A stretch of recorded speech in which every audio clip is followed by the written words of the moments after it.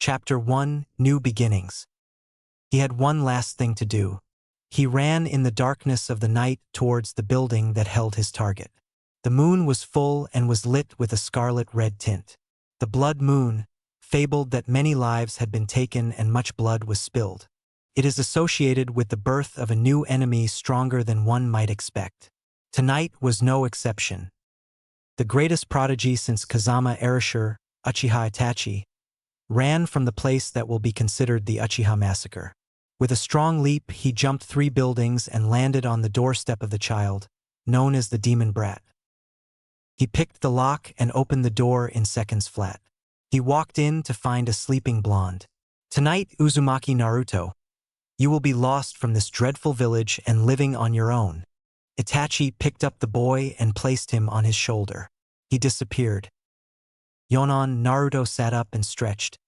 He began to wonder, why is my bed so soft?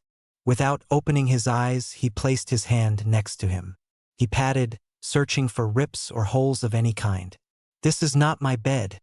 It feels like grass." Naruto opened his eyes and looked around. Green. Everywhere he looked, grass flooded the place. One thing was odd though, a scroll. He picked it up and read it. "Naruto, you will hopefully find this scroll with you in the field of grass. I have taken you away from Konoha, since you will never grow there. This scroll contains many sealed scrolls. The basics are easy to find, but the hard ones will reveal themselves in due time. In order to see the seals containing the scrolls, you must pump chakra into it. Then it will measure your chakra abilities and reveal seals you can open. To summon the scroll, you must place chakra on the seal. From someone who does not hate nor like you. P.S. You are in the grass country. Also, if anyone else pumps chakra into the scroll, it will burn." Naruto read it over again. Now he only had one question. What's chakra? Sadly, nothing happened to the scroll like hidden messages describing chakra, as one might expect from the Uchiha genius. Naruto got up and wandered around in hope of finding something labeled Naruto's chakra here, or someone to teach him of chakra. "This is not a drill," bellowed the Hokage as 8 Umbu jumped away. "Report all Umbu minus teams 17 and 21. All of the scrolls in the scroll room have been stolen. This is not a drill." Uchiha Itachi wandered around Kiri. In his pocket was a sealing scroll that had all the scrolls from the scroll room at the Hokage Tower. He gave a copy to the child named Naruto. Actually, his were a copy too. The real scrolls all had tracking jutsu on them. He burned all those just the day before, so he wouldn't be targeted either. What fools come from Konoha? He came to a beach and applied chakra to his feet and walked across the water. Ah, what fun it is to be a missing nin. Naruto walked into a small town with few people. He walked out to a random person, asked, "What's chakra, mister?" The man turned around, looked at the blonde. "Are you going to be a ninja, little one?" The man bent down to look at Naruto, who nodded. "Well, I'm not a ninja, but I can get you a scroll to learn of chakra." Naruto nodded happily and followed the man. Irika was on his break and was busy searching for Naruto. He had heard of what happened to the Uchiha clan, not who, but what. He stopped at the blonde's house and noticed the ground. Blood, the Umbu shoe print in it. He opened the door and saw that the prints led inside. He assumed that an Umbu had taken Naruto away. He began to follow the tracks back to their origin. The other side of the village, the Umbu teams 17 and 21 had found tracks leading away from the Uchiha estate. They followed them skillfully until they found Irika doing the same as them, but the other way. "Yumino-san, we are tracing the tracks of the murderer of the Uchiha clan. Is there anything we should know?" Irika paled. I came from Naruto's place. It seems as if he was taken. The Umbu should be glad they didn't have water in their mouths. Otherwise, they would have knocked their masks off. "Suzume, Nico, report all information gathered to the Hokage. This is a possible code red," ordered one of the few calm ones. 2 of the Umbu disappeared from view. Sigh. The only remaining Hokage left stared at the paperwork before him. He took another paper and began scribbling on it. A pair of smoke clouds appeared in the office, making the Hokage avert his attention away from the paperwork. Have you figured out what has happened? Affirmative, sir. The murderer is Uchiha Itachi. The Hokage paled at the news that the sparrow-masked Umbu told him. Also, it seems as if Uchiha Itachi has kidnapped Uzumaki Naruto. Finished the cat-masked Umbu, making the Hokage pale further. We also have evaluated that Uchiha Itachi was the one to steal all the scrolls in the later report. The Hokage went so white a Hyuga would be jealous. Do you have anything else to report? Negative, sir, answered the sparrow-masked Umbu. A cloud of smoke appeared in the office again, revealing an Umbu with a dog mask. We have just found out that the location of the scrolls was last at the Uchiha estate. Evidence from the tracking jutsu on the scrolls suggests they were burned. Hayashi began to cry as the Hokage paled further. The family jutsu scrolls' location is unknown as of currently, since they do not have tracking jutsu. Though if they still are intact, the thief couldn't properly assess them, due to the blood seals. As he walked across the water, he began to see an island. With his super sharp ears, he detected the sound of a person's wail. He began to follow where the wail came from. He stepped on the island and walked forward it until he saw a sign on a building that read, Bandit Headquarters. He kicked open the door, happily letting himself in. I spy with my Sharingan eye. Something that starts with D. The item that started with D was actually a state of being, which happened to be death. The floor was littered with bodies. I spy with my Sharingan eye. Something that starts with S and can cause death. He looked at the bodies on the ground. Yep, definitely can cause death. Itachi walked up a flight of stairs and came across the second floor. I spy with my Sharingan eye. Something with ends with E and can melt. Ice was everywhere on the floors, along with its counterpart, water. Walking up one more flight of stairs, Itachi spotted a person he knew as Momochi Zabuza and a boy. Zabuza turned towards Itachi, who stared. The boy looked at Zabuza happily, then turned to see what his master looked at. The boy spotted Itachi and threw a senbon at him. Itachi dodged the weapon, but was still slightly amazed at the boy, who had obviously killed over 50 bandits. He noticed Zabuza's hand was on the sword on his back. He glanced at the boy doing hand seals. A senbon appeared above him and shot at him. He took a stride forward as all the senbons stabbed the ground. He yawned. Zabuza swung his sword at Itachi, who grabbed the blade with little effort. The boy threw another senbon at Itachi, who caught it. I wonder why a Hyuga has never tried using senbon with their hakushu. Itachi flung the senbon at the boy, who held another senbon. Itachi's senbon hit the boy in a pressure point on the shoulder, making his arm go numb, forcing him to drop the senbon. Zabuza aimed a kick, hoping Itachi was off guard. He wasn't. Itachi grabbed his leg and Zabuza's free arm and kicked the wrist that held the sword. Zabuza let go of his sword and was thrown across the room and slammed into the wall from Itachi's throw. Zabuza opened his eyes to see his head cleaver coming at him. Thud! The gap on the sword went around his neck, pinning him to the wall.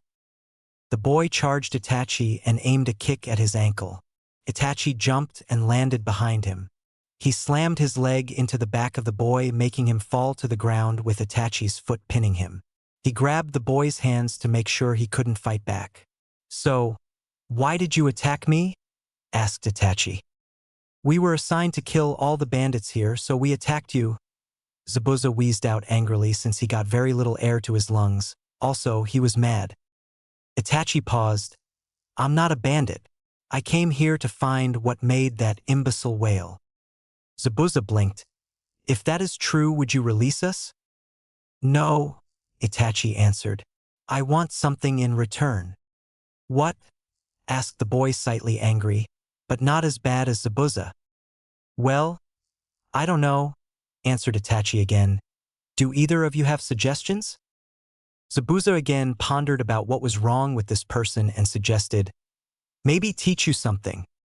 Nah, that's too easy for me. You know, I have a friend I last saw at the grass country. You could train him, reasoned Itachi. Naruto walked into the library with the man. The man grabbed a scroll labeled Chakra for the Helpless Ninja and bought it. Here, kid. There's no charge at all. Thanks, mister. Naruto ran off to the field he first found himself in. He opened the scroll and began reading about chakra. Tell me more about your friend. Zabuza had been able to wiggle the sword so he could breathe easier, but still painfully. He is 7 years old, blonde, hyperactive, and has the demon Kyuubi sealed in him. He used to live in Konoha, but I snuck him out of that dreadful place. He wasn't treated well, and I've seen scars that prove it. I don't know much about him, but as an umbu I was assigned to protect him at times. He will not cry from sadness or pain, and he has a hard time controlling his chakra. He has a short attention span, but he means well even through the abuse. The boy looked over at his master, his face red. He's like me. Zabuza sighed. Looks like you're attached to the boy. Anything else I should know? I gave him a scroll, I call it the progress scroll, which starts with the basics of a ninja and leads on to harder techniques. In the scroll there is all the forbidden jutsu and the jutsu of family scrolls. The family scrolls need blood from one of the clan members. You will give him pointers and teach him anything you think he needs to cover. He has much potential, but is too kind to inflict damage upon someone. You need to teach him to kill, but not to over-obsess his power. Also, since he was hated and alone most his life, he will have the tendency to brag. Make sure he doesn't do that because that could cause trouble. I will send messages to you if I want you to do something for him. You're demanding a lot, kid, Zabuza growled. True, but you will benefit as well, Itachi persuaded. How so? Congratulations, you have learned how to pump chakra from a, undoubtedly, random person. This scroll has all you need on learning more about chakra with some basic chakra controlling exercises. Read Naruto. Naruto growled and began to learn more about chakra. He is near the age of this boy. Itachi made head gesture to the boy. Haku, Zabuza pointed out. Yes, Haku and my friend could train together and get out of your way when you want to be alone. Second, you could use him as a weapon for missions like Haku. Third, he's good to have around. Zabuza sighed and answered, Fine, just release use, since he couldn't nod. Sigh, the Hokage looked at the man in the picture on the wall of the Hokages. Erasure, I'm sorry. Itachi has stolen your son and could now learn of your jutsu. I can only hope that doesn't happen. A baby's cry broke him from his thoughts. I'm coming, Konohamaru. Just be quiet. The Hokage walked over to the wailing cry and gave the child some mashed carrots from a jar nearby. He came back and sat down. Now where was I? Oh yeah, I was moping about what could happen because of Itachi's betrayal. The Hokage got into his moping attitude. A secretary stuck her head in the door. Uchiha Sasuke is here to see you now, Hokage-sama. Sarutobi was brutally ripped away from his thoughts as Sasuke entered the room. Hello, Sasuke. Are you feeling better? Sasuke nodded at the Hokage's question. Okay, we want to know. Was it Itachi who attacked your clan? Sasuke winced and nodded sadly. Okay. Thank you for that, Sasuke. Do you have anything else to tell or ask? Sasuke was about to mention the special Sharingan, but decided against it. Did Onaizen cause any other trouble? The Hokage's face darkened mournfully. Yes, in fact he did. Sasuke winced.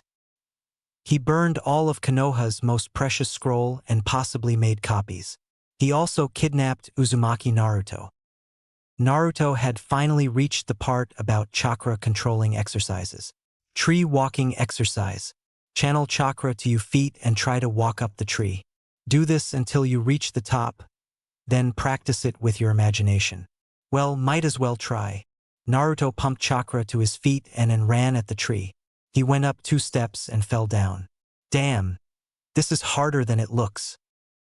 Itachi released Haku, who scrambled to his feet, then over to Zabuza to try and free him. Haku, to his dismay, could not pull the sword from the cement wall. Itachi grabbed the handle and pulled it from the wall as if it were a knife in butter. Zabuza sighed at not having pressure on his neck. So what is the kid's name? Zabuza rubbed his neck in pain. Uzumaki Naruto. Naruto? Why him? He was dead last, asked Sasuke fascinated. Naruto has much potential in him, as much as yours. I, in some way, have to thank Itachi for releasing Naruto from Konoha. The Hokage began his paperwork as Sasuke gave a questioning look. He wasn't treated very well in Konoha.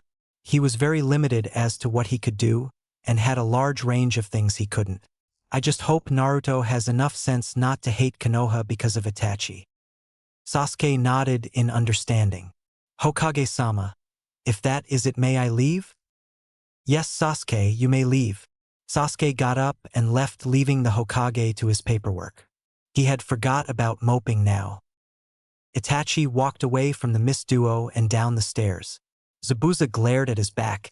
He had made a new enemy, but also a new friend. So, Zabuza turned to his partner Haku. What do you think about get that new kid in the group? I think it would be nice, Zabuza-sama, and from what I heard he had similar or even worse past compared to mine, answered Haku happily and sadly. Naruto ran at the tree again and got about an eighth of the way up. I won't give in. His eyes fluttered open as he lay on the soft grass. His eyes meet a golden dawn as he got up. Well, time to train, Naruto muttered sleepily. Naruto molded chakra and ran up the tree. He got halfway to the top. Zabuza opened his eyes and was awake in an instant, the trait of any good ninja. He walked over to where he smelt a fire burning and meat cooking. What today, Haku? Rabbit, Zabuza-sama, answered Haku. Spices or no? Zabuza stabbed the sword into the ground and sat down, leaning against it. There are spices. Here, this one's done. Haku handed Zabuza the rabbit on a stick. He bit down and silently praised the food. This is good, Haku, was the only comment he gave, but it brought a smile to Haku's face nonetheless. We will be in grass in 2 days if we run. We'll stop tonight at a hotel in Waterfall after we collect our money. Got it? Haku nodded and tore a chunk of rabbit into his mouth. Sasuke woke up to remember the loneliness that is now in his life. He had chosen to live in an apartment instead of the hauntedness that is now the Uchiha estate. He got out of bed and got dressed. He didn't feel like eating, so he took off towards the academy. Sasuke was happy because he had yet to get fangirls like his brother, and most Uchiha had. Not for at least another year. It was early in the morning, but he found out the bars were still open. That was odd, but he guessed the world is not normal. Ding! A drunkard walked out of a bar and towards Sasuke. Hey kid, what's with the grumpy look? Tonight is a night to celebrate. The man lifted his arms in the air drunkenly. Celebrate, huh? Celebrate about what? The massacre of my family. Sasuke punched the man in his padded stomach, wondering why the man said, tonight, when it's morning. He ignored the thought, blaming their stupidity on alcohol. Sasuke walked away from the drunk, cussing man. He walked into the academy where he was going to train. He heard a faint noise as he pulled out a shuriken. Crying? He wondered as he peered around a tree. There sat a weeping girl he knew as Hinata. What's wrong with her? Whatever, I have more important issues to deal with. Sasuke began practicing his throwing skills. There sat the Hokage, tired and old. He had just searched for any scroll that remained in the scroll room. He found one which was currently in his hand. He unrolled it, for he did not remember it. Now unrolled, all was as plain as day. Hello, Hokage Baka. I, Uchiha Itachi, have massacred my entire family, save Sasuke. My reasons are unknown. I, as you should have figured out, have stolen all your scrolls and burned them. Luckily, I made copies. Sarutobi saw an arrow pointing to the side of the scroll with a picture of Itachi doing a victory pose. He continued to read, I also have taken Uzumaki Naruto from the dreadful grasp of your village. Oh, how I love the word dreadful. I have, which you probably do not know, taken the large sums of money from the Uchiha vault. That is all I have to say as of this moment. If you are ever bored, look at the rest of this scroll. The Sadame opened the scroll further to find a seal. He released the seal, making about 20 mangas and novels appear. The novels had titles like Why Itachi is so cool, Uchiha Itachi for the helpless ninja, and How to be like Itachi 101. The best one would have to be the manga called How Uchiha Itachi Became Who He Is. That one seemed to have 10 volumes to it. The Hokage sighed and opened the How Uchiha Itachi Became Who He Is. The manga started when he was 4 and had amazingly good drawings of his actions. When did he get time for all this? Wondered the Hokage as he read the dictionary-sized manga. Itachi sat in a bookstore reading the famous How to Get You autobiography published in 10 Easy Steps. On the front there was a label that said, How to Get Your Autobiography Published in 4 Super Easy Ninja Steps. In row 4, Itachi had tried that one, but it seemed that the main step was to hold a kunai to publisher's throat. An employee walked up to him, pointed to the sign that read, Do not read before you buy. That is why they have plastic covers. Itachi looked at the sign and then at the shredded plastic wrapper that lay on the ground. You know, I was wondering what that was for. Itachi gave some money to the employee who stalked over to the item that Itachi called the box that holds money orderly so it's easier to steal. He walked out of the store, book in hand and reading. He walked a couple of blocks. A big man looked up at him. Yeah, don't we all? Itachi's eyes widened and his hair became white and stood up, which looked horrifying with his long hair and ponytail.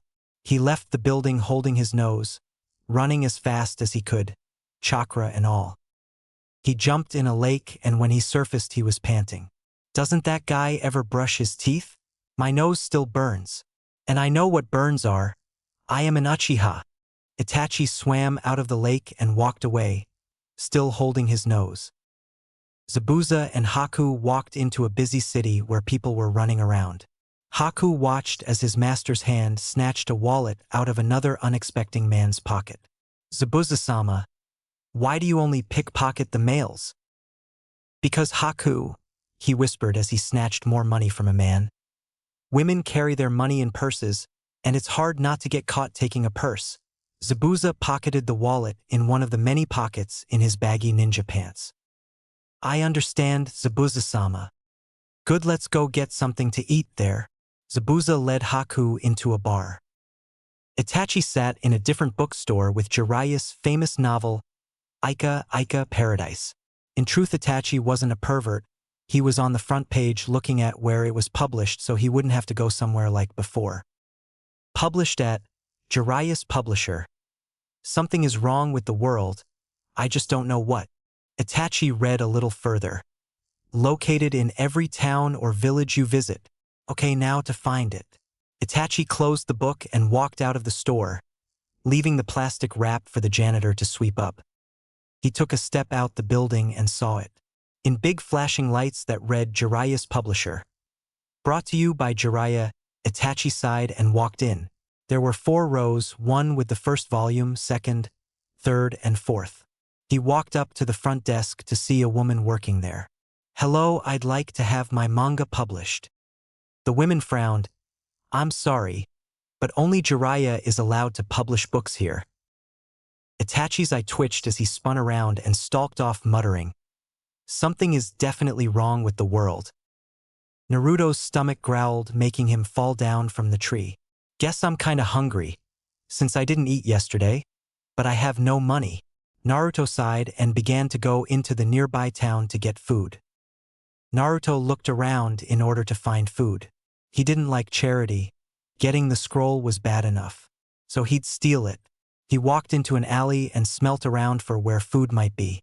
He found the smell of food and went to the door. He tried to unlock it, only to find it was already open.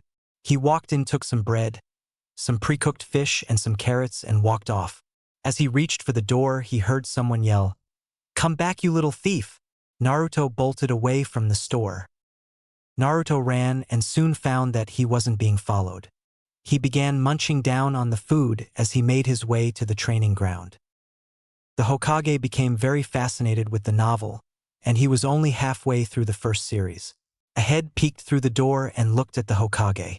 Oh, there you are, Hokage-sama. You have a meeting. The Hokage looked up and saw his secretary. Thank you, Yum. The Hokage stood up and set the manga down and walked past the women. Yum looked in and wandered over to the manga. How Uchiha Itachi Became Who He Is. Yum read the manga title and then opened it. Hours later, you could find her at her desk reading that very manga. Zabuza-sama, you probably know this, but I'm not old enough to drink yet, pointed out Haku as they took a seat. Then order tea or something, suggested Zabuza as the waiter came up. May I take you order, sir? He looked at Zabuza. Yes. I'd like the Sakana Tokudai, fish special. The waiter scribbled on a notepad. And you, ma'am? The waiter gestured towards Haku. I'm actually male. I'd like any good vegetable dish, please. Could I get tea instead of sake? Answered Haku. My apologies, sir. Your food and refreshments will be here shortly. The waiter scurried off embarrassed. Zabuza grabbed a deck of cards that lay on the table and began to play poker with Haku. Barely at the start of the game, they had to put it up since the food got there. They ate and walked out. It had good food, but I was actually hoping a fight would break out, commented Zabuza. You fucking bastard. The window of the bar they were at shattered as a man got punched through it. There we go. Zabuza smiled and walked off satisfied. Naruto had finished his mid-lunch break and was back to training again, and without hunger he made it 3/4 of the way to the top. Itachi wandered around a new town in hopes of finding a good publisher. After an hour, he found one that didn't make his senses go haywire nor had the name Jiraiya. He walked nimbly up to their front desk. Hello, I'd like to publish some of my mangas and novels, please. Sure. Give them to me and I'll let the publishers look at them. Come back tomorrow to see if they'll get published. The employee responded. Good. Itachi put down a pile of the mangas and novels he wrote over the past 9.5 years of his life. The employee paled and responded, Maybe you should check in a week. Itachi nodded and skipped out, happy to know he might become an author. Now out of the store, Itachi wondered what to do. What would someone else do in my position? Waste the Uchiha fortune, of course. Itachi spent the day going to rated R movies by bribing the cashiers. He's only 13 and eating at 5-star restaurants. Irika walked towards the Hokage Tower to give him the list of new possible graduates for Konoha. Then he'd be able to teach the class with the only remaining Uchiha in Konoha who is now brooding. Oh joy. He walked into the Hokage Tower and up to the secretary's desk. Hello. I have an appointment with Hokage-sama concerning the student graduates. He's not busy at the moment, go on in, the secretary said, not taking her eyes off the book. I wonder what she's reading. I don't need to say I wonder because that's what I'm doing. What is she reading? That doesn't sound good. I'll stick with the normal. Irika strayed back on topic. I haven't seen anyone so interested in a novel since Kakashi and the Ika Paradise. Wondered Irika. Then out loud he asked, What is it you're reading? It is called How Uchiha Itachi Became Who He Is. The secretary's eyes never left the book as she turned the page. Never seen that book in a store before. This is the best novel I've read in all my years. We must get this published. The editor of the publishing company began running through the hall screaming about how good How Uchiha Itachi Became Who He Is. Is it any good? Asked Irika. Don't you have an appointment with the Hokage or something? The secretary snarled at Irika, who sighed and walked towards the Hokage office.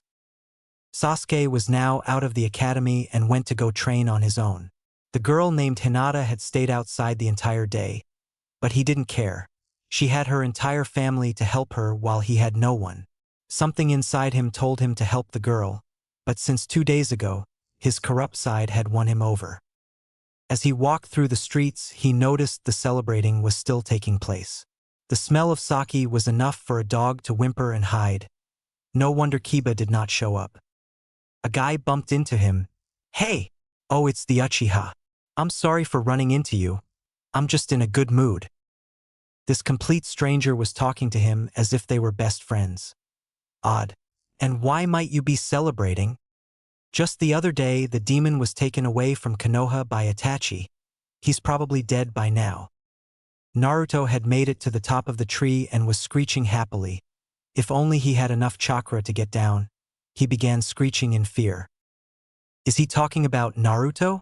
Why would he be referred to as a demon? Sasuke asked. Who is the demon? Sorry kid, can't tell ya. Against the rules, you know. The man walked off. Yeah, he was drunk. I'll wonder why later. But for now I must train. Zabuza and Haku finally made it to the waterfall village where they were currently collecting their money. As they left, Haku had to ask, why go on missions when you pickpocket almost every man you see? More fun to fight for money, Haku, more fun indeed. Yes, let it be known that Momochi Zabuza was indeed loaded down with money, much like Itachi. If he wasn't famous for being a ninja, he'd be known as the man that has money equivalent to that of Gatos. Zabuza slipped his hands into 1 out of every 10 people he saw. Not one noticed. Kiri Ninja can do these kinds of things, since they specialize in stealth, Zabuza informed Haku, who sighed. He means well, he truly does. The two walked into a hotel and checked in. It was getting late and Itachi was finishing up his daily routine of writing and drawing what he did that day for his soon-to-be famous manga. This process only took him 10 minutes since he was a skilled ninja, writer, and artist. He felt a sneeze coming on, so he looked away from his art and sneezed. He rubbed his nose like a child and added that as one of the finishings of that chapter. He drew a little thought box and wrote, "They must like my manga," in it. Naruto had finally got down and had fallen asleep. As the sky darkened, the other animals came out, such as the fox. Naruto opened his eyes and jumped up screaming, "I mastered the tree walking! Auhu!" Naruto's stomach growled again. Man, I haven't gotten nearly enough to eat.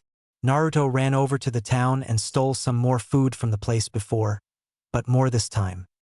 Back at his training area, he sat eating his breakfast buffet. He opened the scroll and pumped chakra into it. Now all the lines said, "Work harder, you have not mastered it." Naruto sighed and continued eating. Itachi woke up from a nice comfy Hokage-classed hotel bed with a giant yawn. Man, I haven't been this well rested for the past 2 days. Itachi walked over to the mini fridge and pulled out some iced tea. This is the life, living it up on the road, spending nights at great hotels, writing novels. And to think I was going to go to some creepy organization or something. I wonder how my novels are doing. Down at the publisher's office, they never opened since they were all too busy making many copies of Itachi's manga. It's amazing how the life of Uchiha Itachi became so popular. Maybe it was the writing, maybe it was the drawings, or maybe, just maybe, it could be the S-class genjutsu placed on the books that make anyone who reads one begin to lust for it. Who knows? Itachi sneezed again as he walked down to the front desk and checked out of the hotel. Today he felt like swimming. He walked through the town towards the lake that saved his nose from permanent damage. He stripped down to his boxers and jumped in the water. He placed his hands under his head and floated on the water as if it were a bed. He suddenly felt like he was being watched. He ignored it and looked at the sky. Zabuza woke up in his Hokage-class bed. He was alone since Haku had demanded not to be treated Kage-class. He walked to the mini fridge and got a bottle of sake. Like Itachi, he liked the wandering of roads and the sleeping in good hotel using others' money. But he had a partner to share it with. Well, not sleeping in high-class beds, but it was the moral of the thing. He heard a knock on his door. He took a chug of sake and threw the bottle on the bed, letting the contents spill. He opened the door, revealing Haku. "Zabuza-sama, we should be leaving so we can meet with that Naruto kid." "You sure are the eager one. Fine, let's check out." Zabuza walked out of the room. Unlike Itachi's hotel, he was up on the 5th floor, and it had a spiral staircase. Zabuza walked over to the edge of the staircase and jumped off. Haku sighed and followed suit. To prevent damage to their kneecaps, they added chakra to their legs. Zabuza landed on the ground in front of a little old lady who nearly had a heart attack. "You could have hurt yourself, young man. He's 21. You nearly gave me a heart attack. What do you have to say for yourself, you hooligan?" was his response. Haku landed on the ground, scaring the old woman worse. Since he was only 10, making her either faint or have a heart attack. Thanks, Haku. It's always good to have you around. Haku smiled and nodded, not sure how he helped, but happy he did. With a powerful swing of his legs, Itachi made a mini tsunami that pushed away the shark and got him closer to land. Itachi knelt at the shore, waiting to see if the shark attacked again. Sure enough, the shark jetted out of the water and flew at him. Itachi could spy with his Sharingan eye that it was not a shark, just a person that looked similar to a shark. Hashigaki Kisame. Itachi ducked under the giant sword and kicked Kisame in his face, making him fly back into the water. Kisame attacked Itachi again and took a gash out of his left arm. Itachi gasped and looked into the eyes of the shark human. Gotcha! Itachi's Sharingan changed as the sky became red and black. Kisame looked worried as Itachi appeared in front of him without the gash. Why did you attack me? Kisame blinked. You were in the lake, I claimed, and I wanted a good fight. Who are you? I am Uchiha Itachi. You are in my world. What do you mean, your world? A sword thrust at Kisame, who found he was tied up. His question was answered. Some kind of torturing genjutsu, I'm guessing. Yes, you are correct, but… Kisame then found himself sitting on a blanket with baskets with food and tea, without the sword's stab. It can do much more than torture. Kisame blinked. There is something wrong with you. There is something wrong with the world. You learn this by finding a publication office called Jiraiya's Publisher. Itachi answered, pouring Kisame a cup of tea. I agree with you. Kisame took the tea gratefully. Could you make this area surrounded by the ocean with sharks?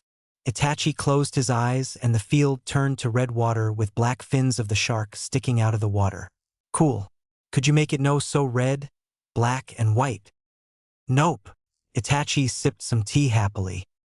Kisame sighed. So, what have you been doing?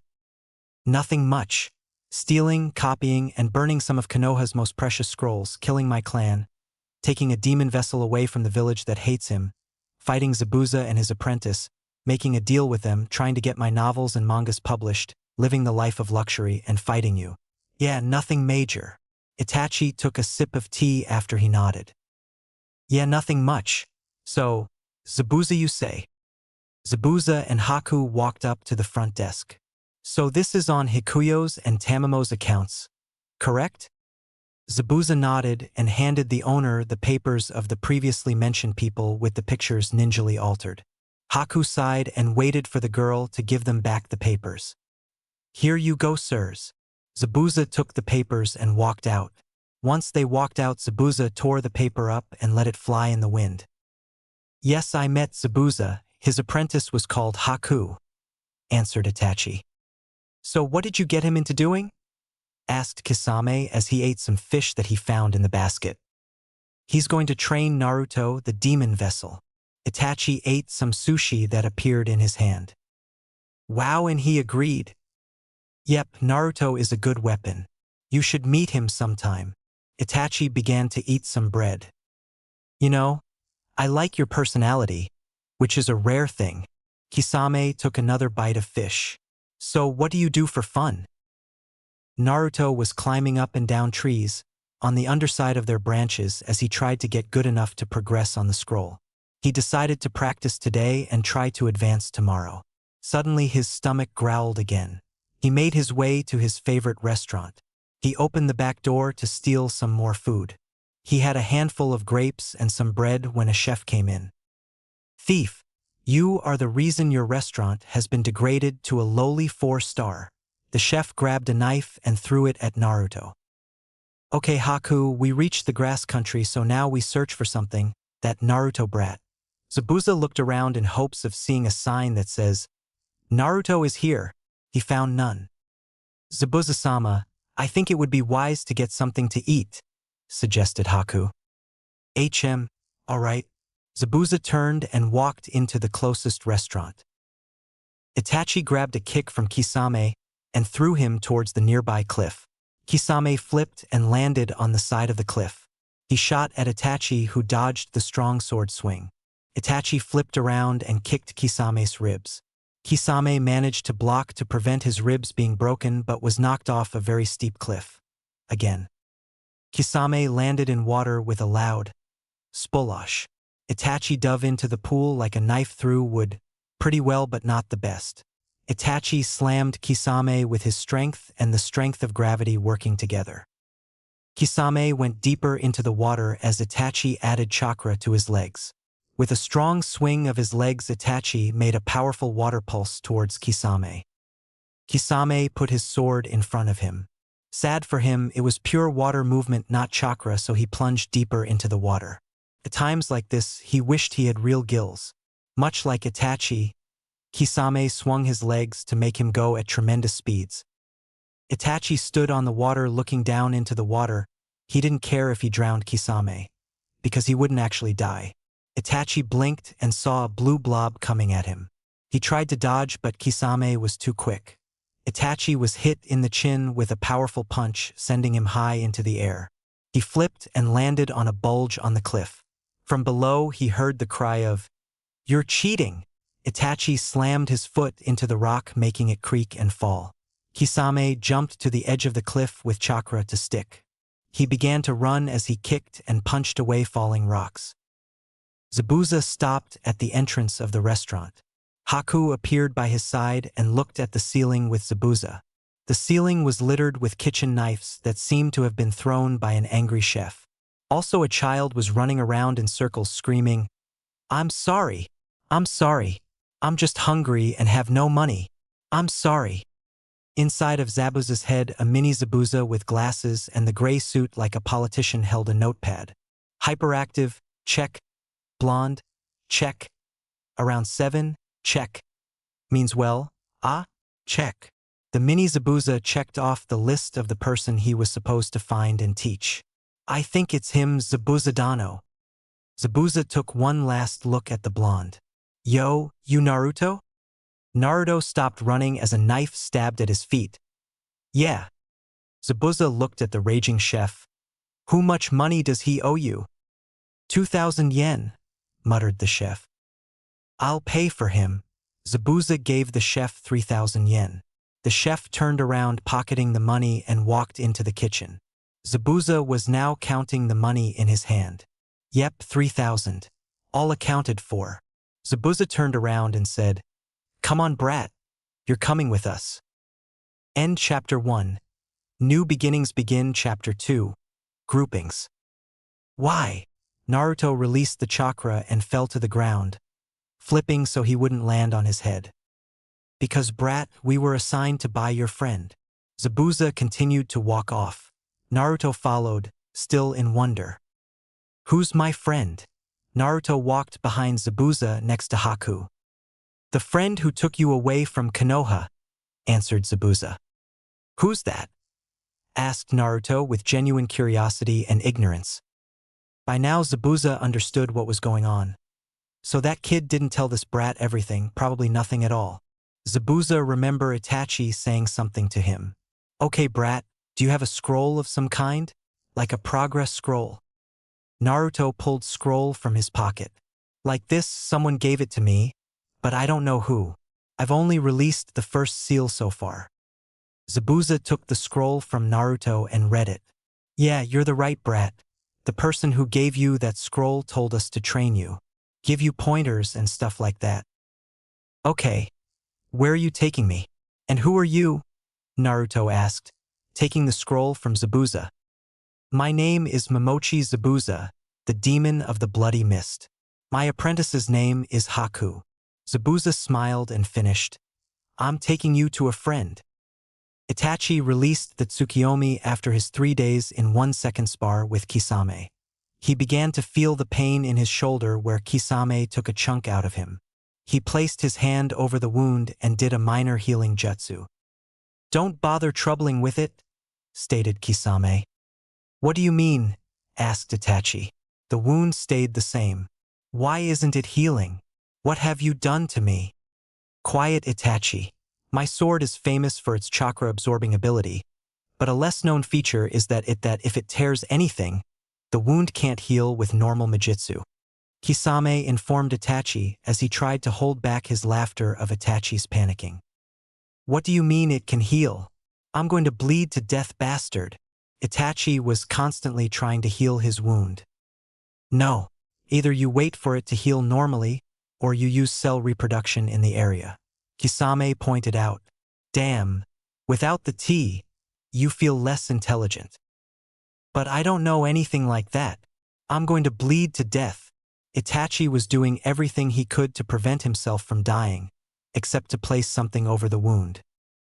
At the very moment Itachi was franticizing, my own word, which involves the word frantic, over his wounded shoulder, Sasuke was admiring his newly healed shoulder. Now that my shoulder is healed, I can move easier. He frowned. Damn, I'm weak. Itachi wouldn't fantasize over any wound. I'm going to die. I don't want to die. What do I do?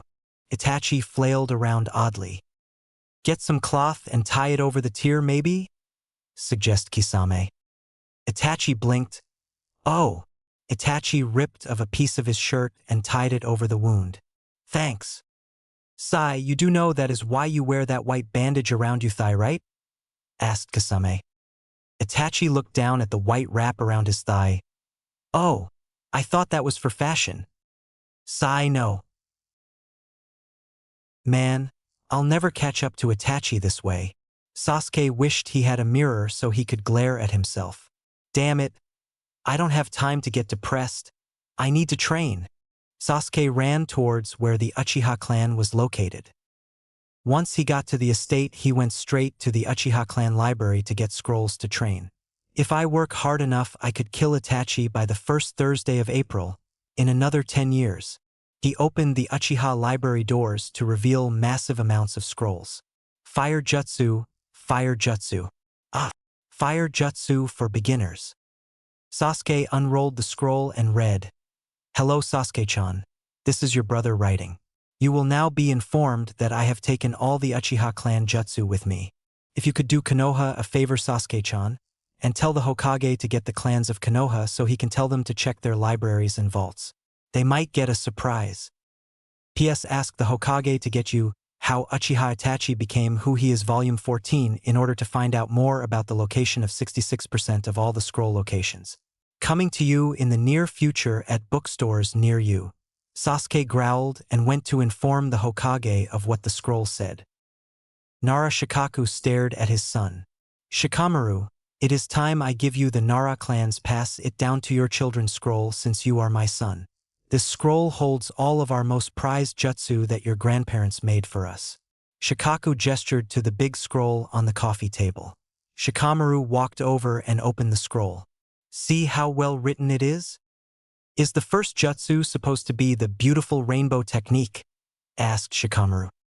In an instant Shikaku was next to his son reading the scroll.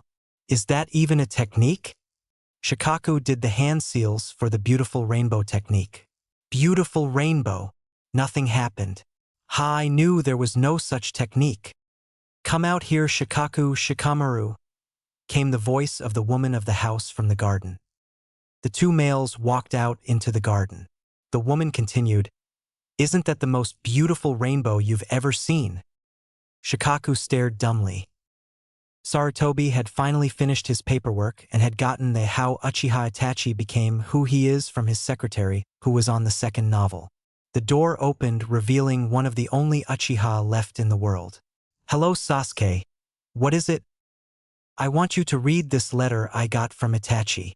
Sasuke handed the Hokage the scroll, which the Hokage read quickly.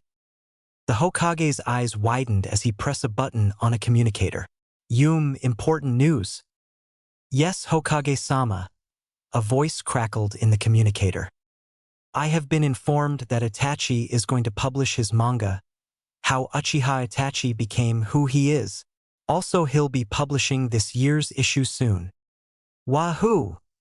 The voice crackled in the headset and was also heard from downstairs. Inform the Konoha Times immediately.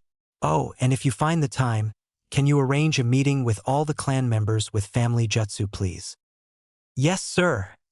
The headset crackled and died. Sasuke blinked. He was not expecting this outcome. Down at the publication office, Flying Foot Ninja were as busy as they could be as numerous copies of How Uchiha Itachi Became Who He Is were being shipped across the country as fast as they could. Villages between 0 to 200 kilometers away had already got it in stock. Places like Konoha would get them in 1 day. Sand and Stone would get them in 2 days. The soon-to-be famous author sighed in relief as less blood was spilling out of his shoulder. Itachi spotted a green blur coming his way. He stuck out his foot, making the blur trip and fall. Itachi looked down and responded, "And what might make a Flying Foot Ninja move so quickly, besides the normal?"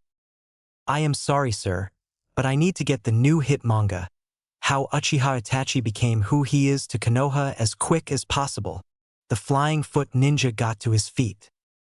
"Oh, say hi to the Hokage for me," Itachi yelled at the running blur. "Aren't those Flying Foot Ninja so much fun? I still think you got problems." "Yeah, well, let's go to the publication office."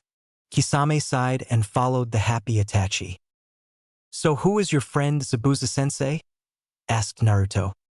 "Zabuza-sensei, I like the sound of that," chirped Zabuza. "Haku," he barked out this time. "Yes, Zabuza-sama," responded Haku. "From now on you refer to me as Zabuza-sensei." Zabuza smiled at the sound of the name Itachi. "Yes, Zabuza-sensei," stated Haku, messing up at first. He became saddened because Naruto had so easily found something Zabuza liked. "Good. Now the friend that we're going to will give us shelter and a good place to train. He lives off the coast of Wave Country." Zabuza answered Naruto's almost forgotten question as he stole another wallet. "Now open that scroll of yours and do whatever you're supposed to do." "Hi, sensei." Naruto opened the scroll and pumped chakra. 2 of the lines read, "Accessible." Naruto smeared his blood from a cut where a knife nicked him on the word. A scroll popped into existence. Naruto rolled up the scroll and unrolled the new one. It read, "You have now mastered the art of walking on walls and ceilings. Below is a list of other chakra controlling exercises. I suggest doing them in an orderly fashion of first to last. Water walking. You walk on the water by adding chakra to your feet. Waterfall walking. Same basic principle as tree climbing and water walking. Snow walking. Walk on snow without leaving trace. Good for stealth as well. Thin ice walking. Walk on very thin with chakra and make sure you do not crack it or slip." "So what does it tell you?" Zabuza asked. "Chakra controlling exercises again. Water, waterfall, snow, and thin ice walking," answered Naruto, sad that he isn't going to learn any jutsu. He's focusing on chakra controlling exercises now. I'll bet after this is basic taijutsu. "Yeah, I guess." Itachi knocked at the door of the publication office that seemed to be closed. An employee came to the door. "Sorry, we're closed," came the muffled voice. "Yes, I can see that. I came in regards to my manga, How Uchiha Itachi Became Who He Is. I've heard you're getting it published." The employee's eyes widened as she scurried away. "Should I break the door down?" Kisame's hand danced on the hilt of his sword. Itachi held his hand up as a sign for no. "Oh my God!" Someone's screech met the ears of Itachi and Kisame. "Is Itachi really at the door?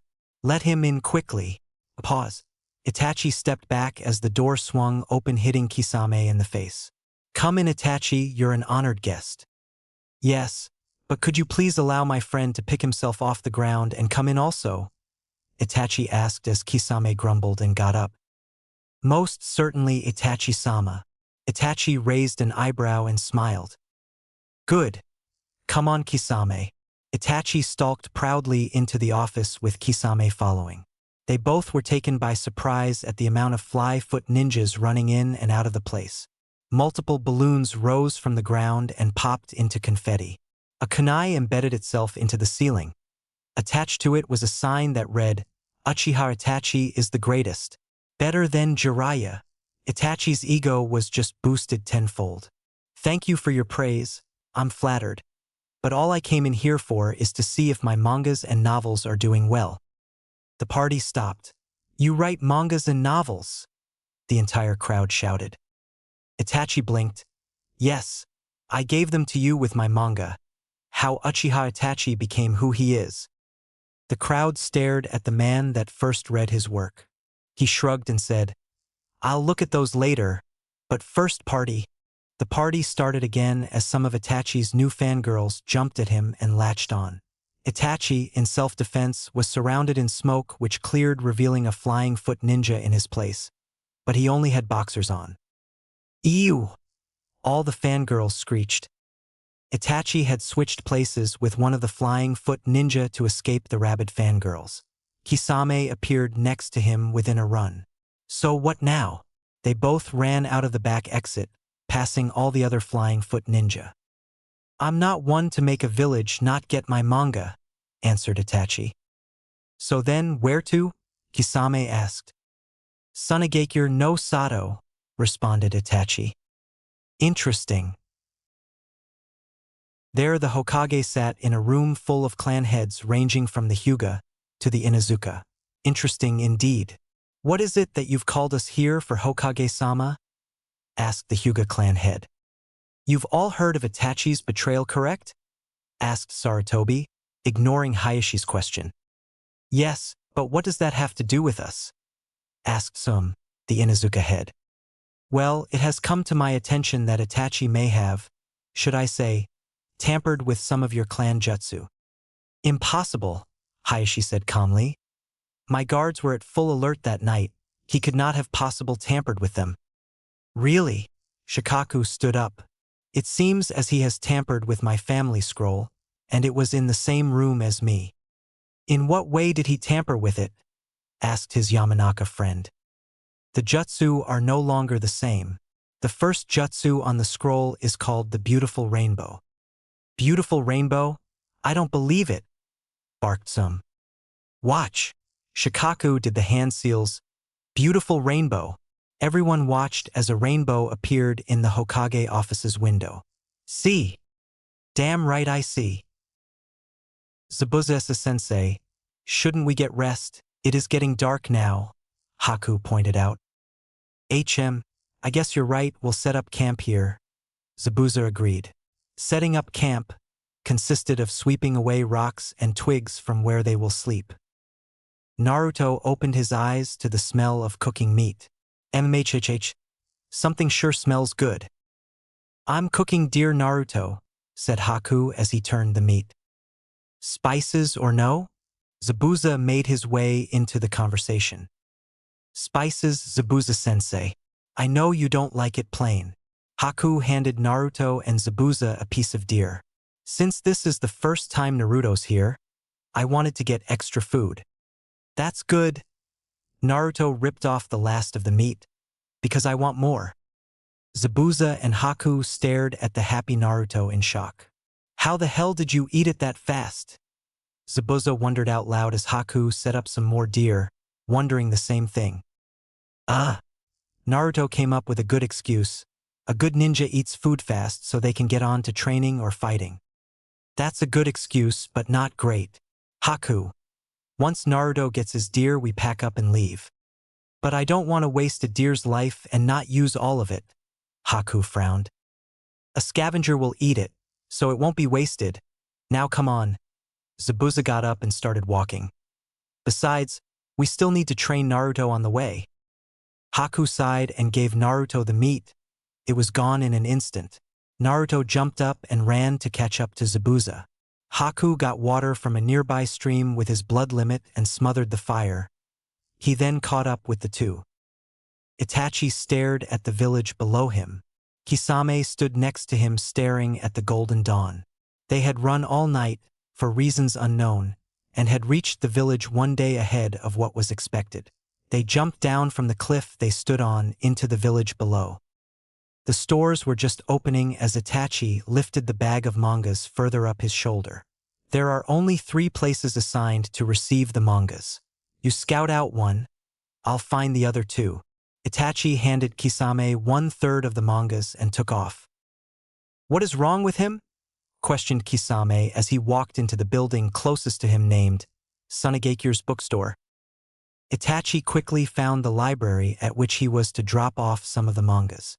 Next, Kazekage Tower Library. Easy enough to find. Itachi ran toward the tallest building in Sunagakure. Itachi entered the tower and walked up to Secretary's desk. Hello, I'm here to drop off the new manga. How Uchiha Itachi became how he is. Yes, just set them on the desk and I'll bring it by. Thank you. Itachi placed the remaining mangas on the desk. He left the secretary to his business. Gaara sat reading in the Hokage Tower library. He did this often during the nights, days as well. Hell, he only left to eat, drink, or go to the restroom. The library was connected to the waiting room, so there was no door. The sand around him twitched as someone entered the room. Hello, Gaara-sama. Leave them on the table. I'll sort them out. He set them on the table and scurried away. Yes, Gaara was a bookworm, a sad bookworm that had a tendency to kill people on accident and intentionally, but a bookworm no less. Gaara closed the book he was reading and walked over to the mangas. How Uchiha Itachi became who he is. Gaara skillful put them where they belonged and kept the first volume to read. The only reason Gaara is a bookworm is because he doesn't want to kill people, but he still does sometimes due to a chibi. Itachi wandered around the area. He reasoned, I'm here, might as well make use of it. Itachi walked to where a field of sand was located. He snuck behind a sand dune and changed into his normal attire. I should probably find a place to work on my manga. I guess the Hokage Tower library will do. Gaara liked this manga very much. He could, in his own way, relate to the boy called Itachi. He was a prodigy and had little friends because of it. Itachi was an outcast like himself. He was feared and respected for his power and abilities. Much like him. The sand around his feet began to twitch, telling him someone was close by. A man walked into the room. Gaara knew he was a stranger, yet, somehow he knew him. He glanced at a picture in the manga, then back to the man. They held resemblance to one another. Who are you? The man looked at Gaara and pointed to himself. Me. Yes, you. Do you see anyone else here? Snarled Gaara. Well, you don't need to get angry. Anyway, my name is Uchiha Itachi. Itachi sat down across from Gaara and pulled out the material to do his manga drawing and writings. With his super ninja memory, he was able to write down everything he did in the past 36 hours. It also helps to have experience. As I thought, so is what you write true or not? So you read my book? I'm so happy, chirped Itachi, making Gaara growl. And yes, all of it is true. Why? Itachi scribbled down some more pictures. I see a similarity between yours and my pasts, Gaara said, trying to choose the right words. Does it have anything to do with having Shikaka sealed in you? Asked Itachi. Gaara growled madly at Itachi. How do you know that? Relax, kitty. I don't hate you. I've met other people like you before, and one of them is my friend. Itachi was already getting to the part about running through the forest at night and Kisame tripping over a root. Gaara calmed down to know that he wasn't hated by him or that he knew of. Has your life ever been easy? Depends. I struggled to manage almost any friendship and a hard time avoiding fangirls when I came of age. I was gifted with skill, so I learned things quickly which made people avoid me. Much like you. Gaara nodded and began to hope. Will you take me with you when you leave here? Itachi scribbled in the last box with an overview of him and Gaara sitting at the table with Gaara asking the question and the Itachi thinking, does he hate this place that much? Do you really hate this place that much to want to leave? Gaara nodded. Itachi sighed. Well, I'll ask my friend. If he agrees, then I'll take you. Gaara smiled a true smile and continued reading. If I were Itachi, where would I be? Kisame looked at the library. Possible. The Kazekage Tower? Maybe, but he might get in trouble since he's a missing nin. Maybe I should just reveal myself. Zabuza stared, arms crossed at the blonde that was trying to walk on the small lake. He's doing good. Naruto fell into the water, but not great. My guess is that he'll get it down by tomorrow if we stop here. Haku, meanwhile, was having different thoughts. Why has Zabuza-sama ever told me his birthday? Why doesn't he ask when my birthday is? Maybe I can share these thoughts with Naruto. Speaking of Naruto, I'm amazed at how easily he mastered it. If it wasn't for me moving the water, he would have truly mastered it. Would Zabuza-sensei like him more if he was better than me? I hope not. Actually, I just want to make him happy. Wow, Naruto is staying on it. Better start flipping. Sorry, Naruto, but I will get you better. Now then, what would Zabuza want for his birthday? A new sword? No. Waxing the sword? Possibly. I have heard him comment on how his sword never got finished by making it special, but I doubt I could find anyone to add to the blade. What could I get him? Zabuza looked at Haku. He could tell he was in deep thought. I wonder what he's thinking about. Naruto is getting better. Wait a damn minute. Is the water rotating under his feet? That would easily throw him off balance. Haku, you are one smart person to give him an extra challenge. Zabuza smiled. At times like this, it was good to have a partner. Sasuke sighed, wondering where Itachi found the time to do all the stuff he did. He had gone back to the Uchiha library to see if all the scrolls were copies. What he found in the scrolls was all the same words, just in different handwriting. Every single damn one. None are the same. How could he, even with the Sharingan, know he had not written in that style before? He's going to drive me insane. I must surpass him. Afgaf. Great. Now I don't have any of the Uchiha clan scrolls to learn from, so I have to get scrolls at the ninja library. Sasuke made his way to the library. He looked at the library door as his right eye twitched. He was focusing on a sign that said, "Closed, due to scroll vandalism."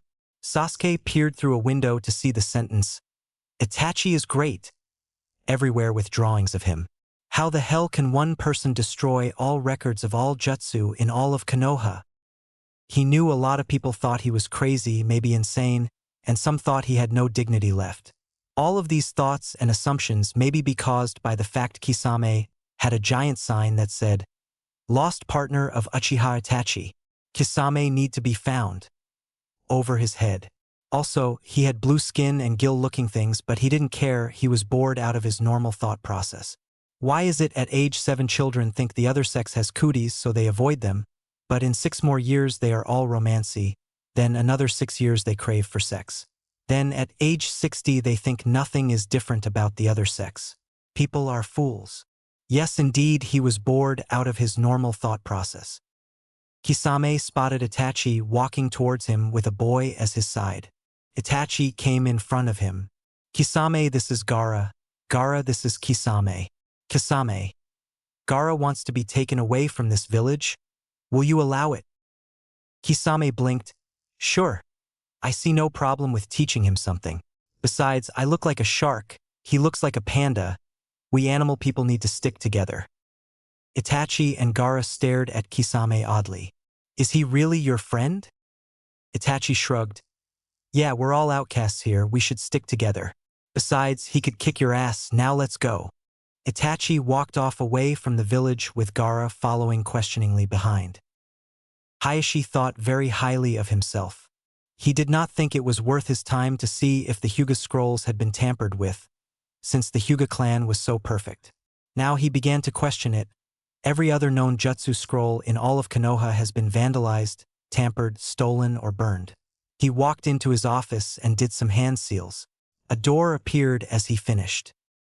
He opened it. He turned on the light to see all the scrolls were there. I knew the scrolls wouldn't have been tampered with. All of Konoha stared at the Hokage mount. One might wonder why. Sure, the mount was very famous, but they should have gotten used to its presence, right? Well, that may be true, but it's a little different today. On the mount was the video of Hayashi taking his daily shower, humming happily. He even went so far as to dance in the film. 99% of all the girls who were unfortunate enough to witness this were either blushing madly or screaming bloody murder. The latter was more common. A beeping noise was heard on Itachi's person, making him fumble around in his pockets. "Here we go."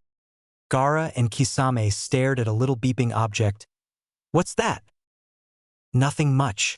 It just tells me when Hyuga Hayashi has lost enough self-esteem to see if I tampered with his scrolls. Oh!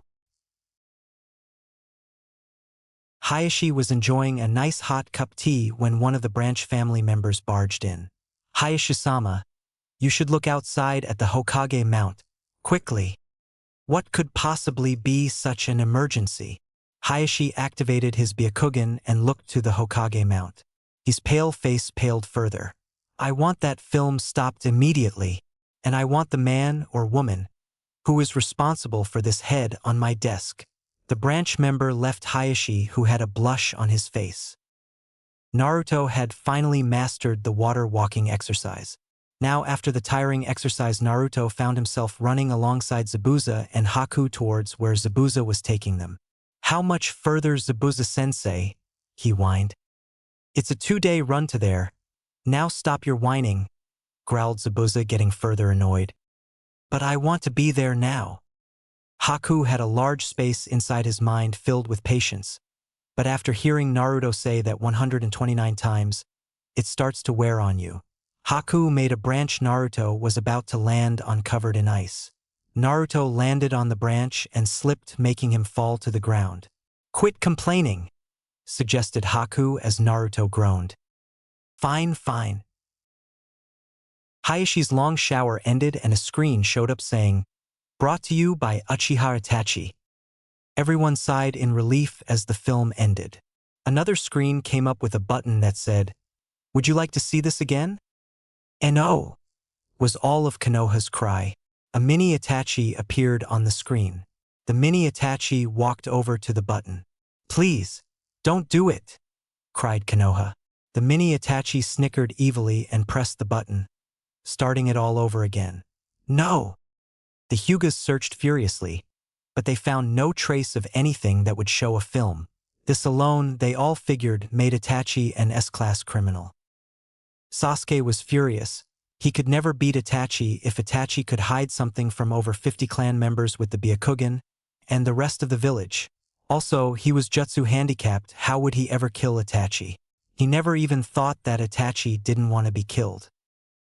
Kakashi was a smart person. He knew this. He was calm too. With this great combination, he had long since figured out how Itachi hid the film from everyone else. Kakashi had been very tempted to tell someone, but his love of embarrassmental torture prevented him from doing so. Now he thought otherwise. I know you know. Have you ever looked at that tree that is in front of the Hokage Mount with nothing in its way? Suggested Kakashi calmly, making the entire crowd turn towards the would-be hysterical tree. Cut down that tree. They all ran to cut down the tree. The poor tree began to collapse, making the film get screwed up. Once it hit the ground, the film resumed what it had been doing. What in the name of the Hokages does it take to stop the film? They began to search for Kakashi since they knew he knew. Meanwhile, Kakashi sat on the Hokage Mount, the one place the village wouldn't look, and the one place that someone couldn't see the film. Not that he minded male porn, but he would avoid it if he could. So now he lay on the top of his sensei's, the Yondaime statue, reading his beloved Ika Paradise. Sasuke, unlike the rest of Konoha, was still trying to find out what would Itachi do to avoid having the device being found. The tree got in the way when it was tipping, so it has to be near the tree. Sasuke searched around the tree base, and sure enough, something caught his attention. A mirror? A very well-placed one. Sasuke moved his hand in front of the mirror, making the film stop. Sasuke ignored the cheering of Konoha villagers and looked around to find the source of the film. Is that a laser on top of the Hokage Tower? Let's see. Sasuke picked up a nearby rock and threw it at the thing on top of the Hokage Tower, hitting the object. Sasuke looked at his hand where a mini film was supposed to be playing. Gone. He smiled in satisfaction. Itachi scrambled around looking for the beeping object. There it is. So someone stopped the film. What film? Asked Gaara. The film that played when the Hyuga opened their scroll room door, answered Itachi. And what might that film be showing? Kisame questioned Itachi. A film with the Hyuga's head taking a shower, humming and dancing. Why? Why did I choose to come with you? Gaara mumbled. Naruto was getting tired from the long run with the force chakra controlling exercises. One of the worst things, though, was that Zabuza was making him carry around the oversized sword. "Zabuza-sensei," he whined, "I'm getting tired. Can we take a break?" "Once we get to the closest town," answered Zabuza, annoyed. Naruto perked up. "And when's that?" 50 kilometers, Zabuza smiled sadistically. "No!" cried Naruto. Then he slipped on a branch with ice. Now that he was thoroughly embarrassed by Uchiha Itachi, he had thought to check the scrolls too. He opened the Hyuga scroll room door and chose the Hyuga Kaiten scroll. He found that it was indeed blank. He growled, swearing bloody murder. On the side of the Hyuga mansion, a picture of Hayashi sitting on a couch with the famous Ika Paradise novel appeared. Sasuke had decided that if all the other jutsu scrolls were useless, then he'd go to a local bookstore. That decision is why he is currently reading How Uchiha Itachi Became Who He Is. The reasoning for this is that Sasuke may find a weakness in his brother's ability. Sasuke gathered all of Itachi's mangas and went over to the counter. "I'd like to buy these mangas, please. On the Uchiha account, please." "Most certainly, sir." The cashier scanned the mangas and put in a paper bag. "Here you are, sir." Sasuke took the bag and pulled out the first volume to read. Itachi looked out towards an incoming sandstorm. It started as a brown speck on the horizon. Then it became a mile-wide storm of sand. Itachi covered his face as the storm hit. Kisame did the same. Gaara shielded himself with sand, wondering if he should help his new partners. Itachi felt the sand stop pelting him as he looked ahead. A wall of sand prevented him and Kisame from choking on the sand. "See," Itachi said. "I'm glad we brought him with us." Gaara resisted a growl as he was being treated as a shield. "Why did I go with you? You hated Tsunagakure. We're stronger than the average person, so we can help you get out of there. But most importantly, we're the most extraordinary people you'll ever meet." Kisame and Itachi grinned merrily. Gaara sighed, "Whatever," and let them get pelted by the sand. Now Gaara was grinning happily. Naruto had come to the conclusion that whenever he whined, ice would appear on the branch he was about to step on. "How much longer, Zabuza-sensei?" he whined. Naruto looked around and saw on the branch 3 jumps away from him. "Ice. Add chakra." "You ask that every 10 seconds. Answered Zabuza as Naruto hit the ice. The chakra stabilized him for a bit before letting him fall again. "Damn it, just my luck to slip." Naruto covered up the fact he tried to run on ice. The two bought it. "Come on, brat, we don't have all day." Naruto sighed and followed with the huge sword on his back. The sandstorm was starting to fade, allowing Itachi to see a short distance. "Someone out there, guys." Itachi looked at a figure in the storm. "Who's crazy enough to stand in a sandstorm but that psychopath?" asked Kisame, who pointed to Gaara, who glared. "Don't know, let's check." Itachi activated his Sharingan and looked closer at the figure. His eyes widened. "This can't be," he whispered in shock. "What do you mean?" Kisame began to think it was a person stronger than the both of them. "He's wearing black. The desert heat. He must be crazy." The storm cleared, allowing all to see the figure. Gaara stared in honor and horror. "Akasuna no Sasori." "Sasori? How would you know that? If it was him, he would be in a puppet, wouldn't he?" Itachi asked as all eyes turned to Gaara. "I only wear a puppet when I plan to fight." Itachi spun around to find himself staring at a smirking Sasori. "Hello," Itachi said at a loss for words. "Then why are you here?" asked Kisame, glaring at Sasori. "Oh, hold on." Sasori fumbled around in his cloak. "Here, cough, Uchiha Itachi." Sasori looked at a scroll he pulled out. "Akatsuki, a creepy organization, is giving you the chance of a lifetime to join our organization. We will provide you with food, water, creepy cloaks, and mysterious hats. The organization consists of S and U class criminals. If you do not join, we cannot do much but make you our puppet. but that is a pointless possibility since we already have enough. I'm gonna put in my 2 cents now. We could also rip the Sharingan out of your eye sockets. Now then, if you have any other reasons for not joining, tell the person we recruited. Damn it, they made this just for me and they say, the person we recruited.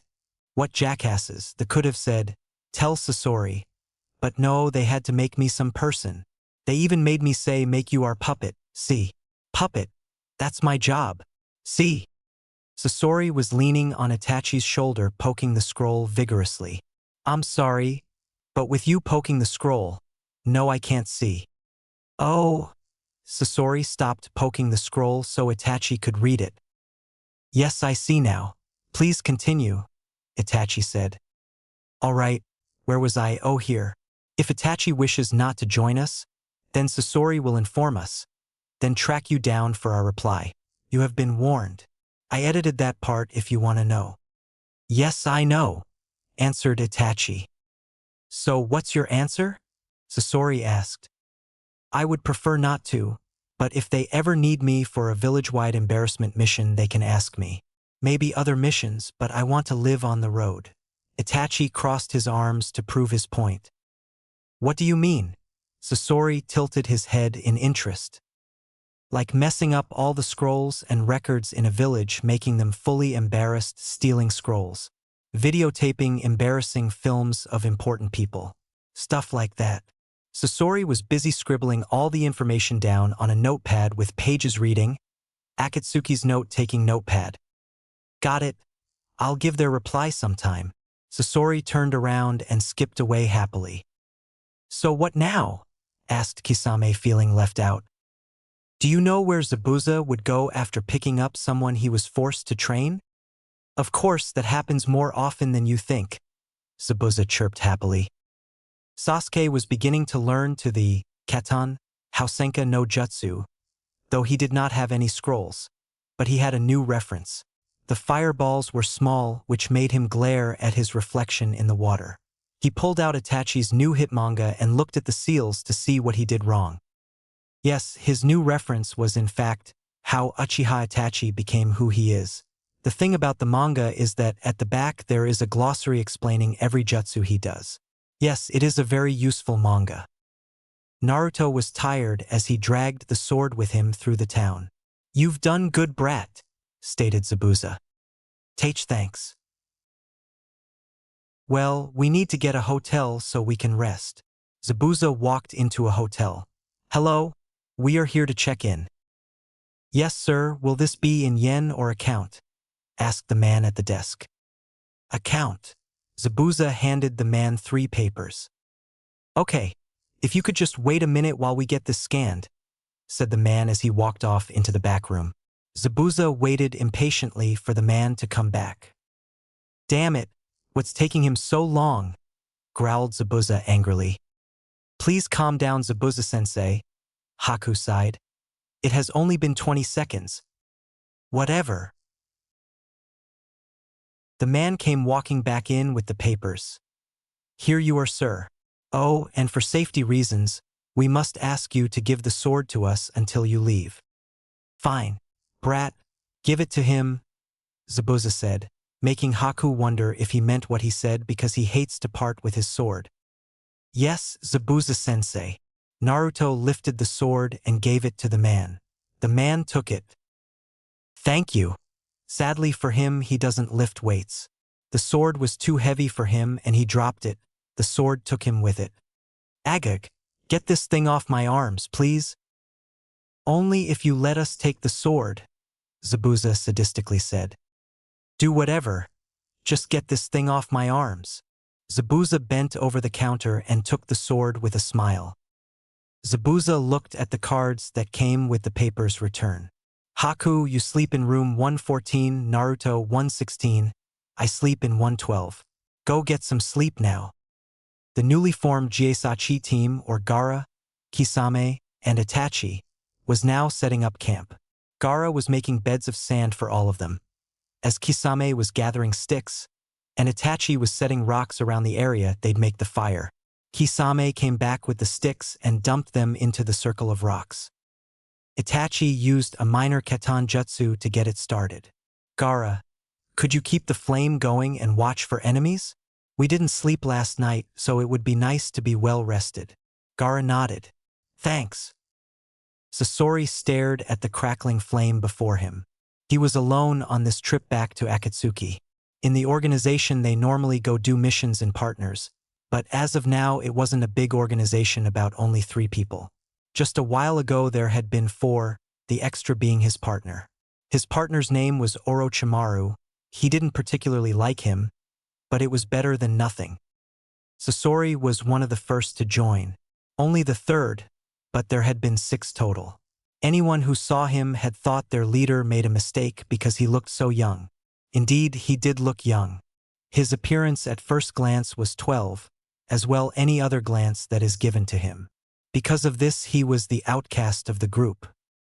He had one dream he wanted to fulfill, and that dream was unacceptable in the group of Nuknin. His dream was to get a hug from someone who accepted him. See why he was an outcast? He had killed his parents and the 3rd Kazekage when he was just 10 and made them into human puppets. He is indeed an odd person. He just wished he could find someone who doesn't treat him as a tool, but as family. He had long since thought of leaving Akatsuki for these reasons. He was an outcast tool and he hated that, but at least they kept him around, unlike his parents. He had long since decided that once he found someone who cared for him, he would leave Akatsuki. Before he was afraid of being hunted down, but now that Orochimaru left he was no longer afraid. When he had informed the Akatsuki leader that Orochimaru had gone AWOL, he was surprised to find he, or she, just shrugged their shoulders. Once I find where I'm accepted, I'll become like Itachi and do missions when asked, but I'll live on the road. Was Sasori's last decision before falling into a blissful rest. End Chapter 2. Groupings. Egan Chapter 3 Meetings. Zabuza sat up, dark and early in the morning, hours before any normal person would wake. He threw the covers to the side and went into the bathroom to wash up. Another trait of a great ninja is that they take almost no time to get cleaned up. Zabuza walked out of the bathroom miraculously dry but clean. He walked to the door and took the knob in his hand and flipped it open with a flick of his wrist. He walked out of the door and to the room next to his. He knocked. Haku opened the door at which someone was knocking, revealing Zabuza. Good morning, Zabuza-sensei, you're up early. Are you ready to leave? Not yet. I have some things planned. Like what, Zabuza-sensei? Hake asked, making Zabuza smile sadistically. Gaara watched the flame. He had taken along 2 of Itachi's books, but he finished those. He heard shuffling of cloth against sand. Itachi walked next to Gaara. Let me see your seal. Gaara looked up to him and glared. And why should I do that? Because I might find a way to let you sleep, answered Itachi. Gaara raised an eyebrow but obeyed. He lifted his shirt up, revealing a small pattern on the base of his stomach. Itachi's eyes became red and focused on the seal. Gaara, if you could do me a favor and allow Ichibi to control your eyes, I could probably help you. No way, you're no match for Shikaku. Gaara dropped his shirt and glared insanely at Itachi. Gaara, I know what I'm doing. Trust me. Itachi frowned. Yeah, brat, if he's doing what I think he's doing, you have nothing to worry about, commented Kisame.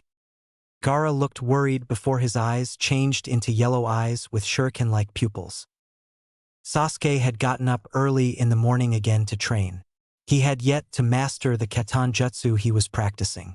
He promised himself he'd master or thoroughly complete a jutsu before he moved on to the next one.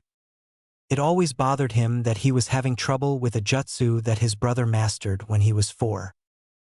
Naruto opened his eyes to see the smiling face of Zabuza and the neutral face of Haku. What are you doing here? Nothing much, brat. Come on. We got a ways to go before we get to the next town we rest at. Zabuza walked out the door with Haku. Naruto lifted himself up, or tried to. He had found himself stuck to the bed. Help, help, I'm stuck to the bed. Zabuza's head peeked through the doorway. It's called weights, brat. Naruto blinked and did his best to get himself up. Slowly he lifted and got out of bed sluggishly. He made his way to the lobby, which took longer than anyone would have wished. Come on, brat. Haku did better than you when he first got his weights. Naruto perked up at this. He began to move faster since he had a new challenge, not too much but enough. Once Itachi spotted the eyes of a chibi, he activated his Manjikyu Sharingan and looked into the eyes. The clouds turned black, the sky turned red, and white sand appeared. Itachi stood, looking directly at the one-tailed demon Ichibi, or Shikaku. Ichibi lunged at him with a claw ready to strike. Inches away from Itachi's head, Ichibi became a very tiny version of himself, oversized tail and all.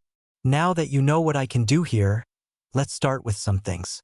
First, let Gaara be able to sleep. Haha, foolish human. Hey wait, why is my voice so squeaky? Where did my beautiful booming voice go? It went along with your size. Now either let Gaara sleep, or there will be major changes to what happens. Never, fool. I will escape from him. I will never give in, growled the angry little raccoon demon. Fine, your choice. I'll give you the span of 72 hours to change it. In that time, I will begin the process. The field of white sand turned red as the raccoon demon fell into the water. No, I can't swim. Get me out of here. You could always change your mind. After 72 hours, Itachi came back, even though Shikaku had still kept to his decision. Gaara's eyes became normal as he collapsed to the ground. I feel different. That is because Shikaku is not trying to gain control, Gaara. Gaara nodded. Thanks. Gaara lifted his shirt, revealing the seal again.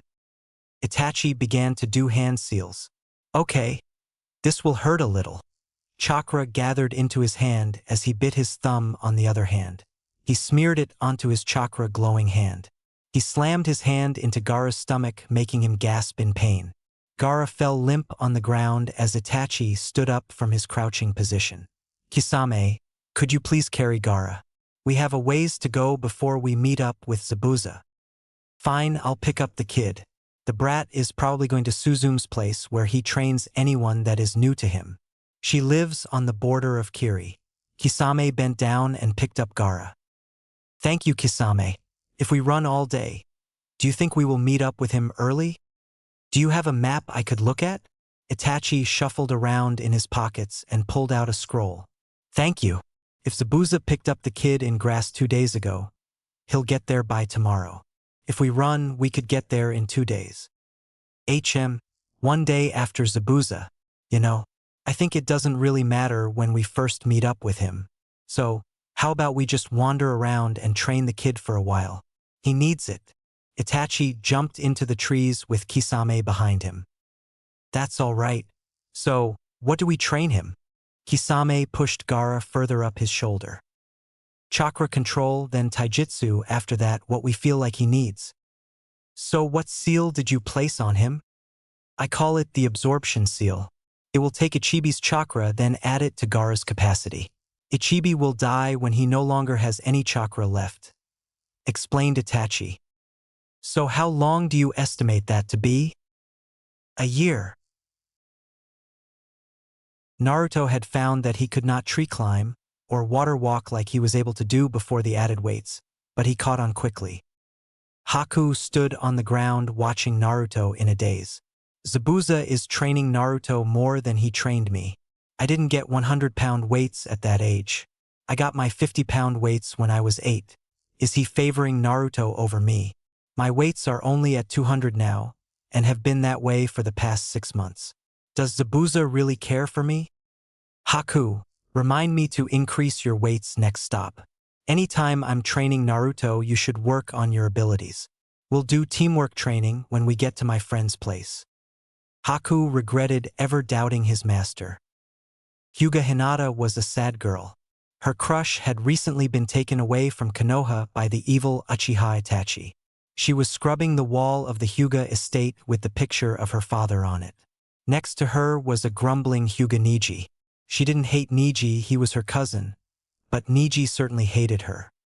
They were both assigned to clean off the painted wall of the Hyuga estate.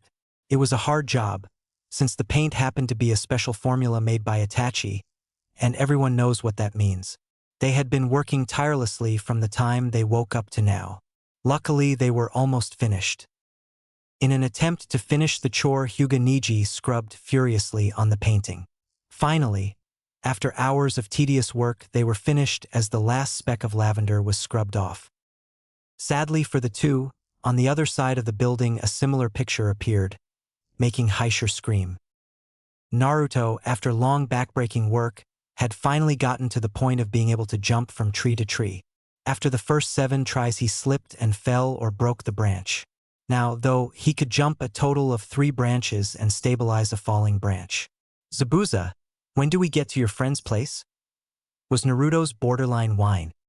We continue to run until we reach the shore. We rest at the shore, then we go straight there.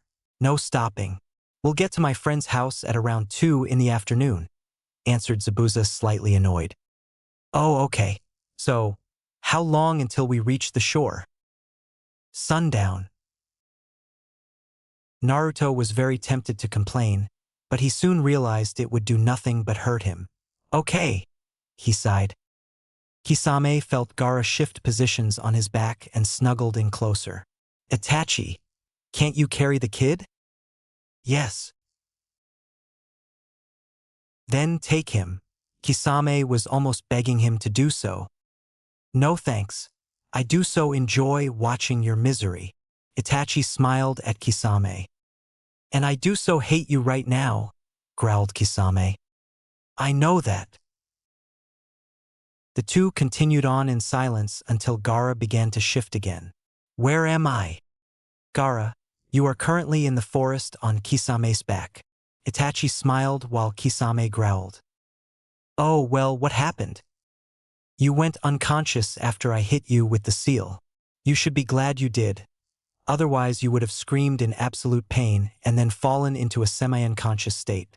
The seal I put on you will absorb Ichibi's chakra. Then, after you gain a certain amount of strength, it will give you the chakra. You will continue to have control over the sand, but your famous sand shield will be gone. The sand will be under your control completely so you could recreate the shield, but you need to know when the enemy will strike. Ichibi will continue to bother you until about 3 days of his complete absorption.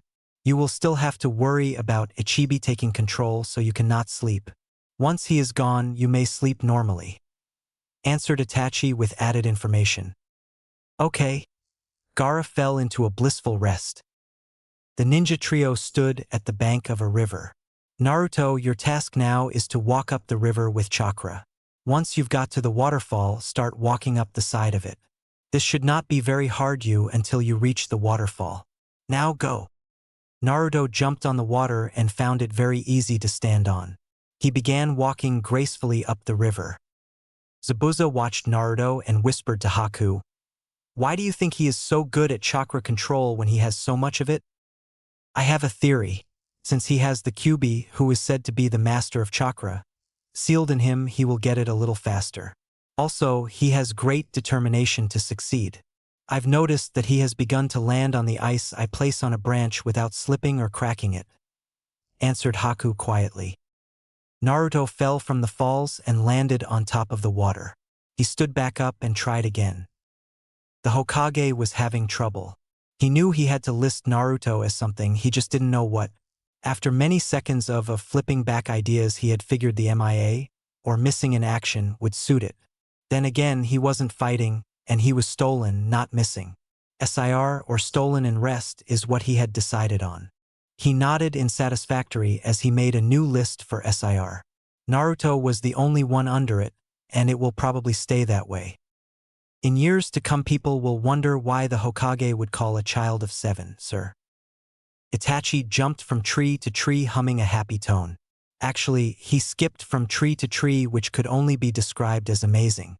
Kisame, on the other hand, practically stumbled from branch to branch. Sad and annoyed, he had to carry the sleeping child.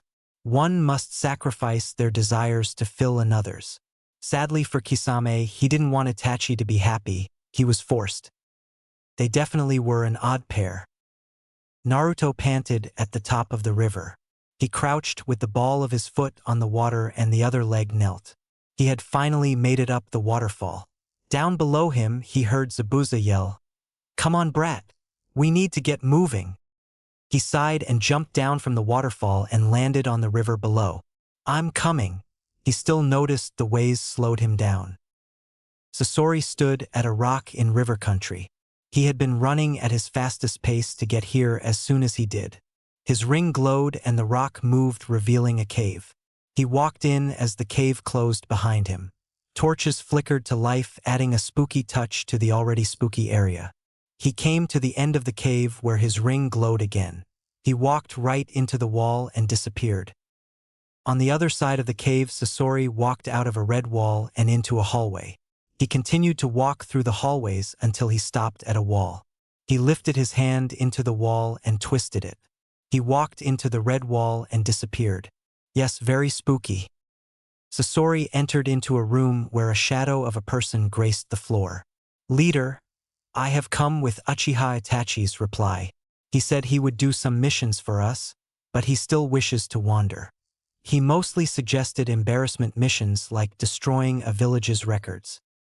Find him and tell him I have agreed to his terms." The leader's voices called out. "Damn it, I'll never learn of leader's identity." The leader chuckled his spooky, multi-voiced chuckle, making Sasori remember where he was. "Sasori, are you fantasizing about being like me and your silly hugs again?" No."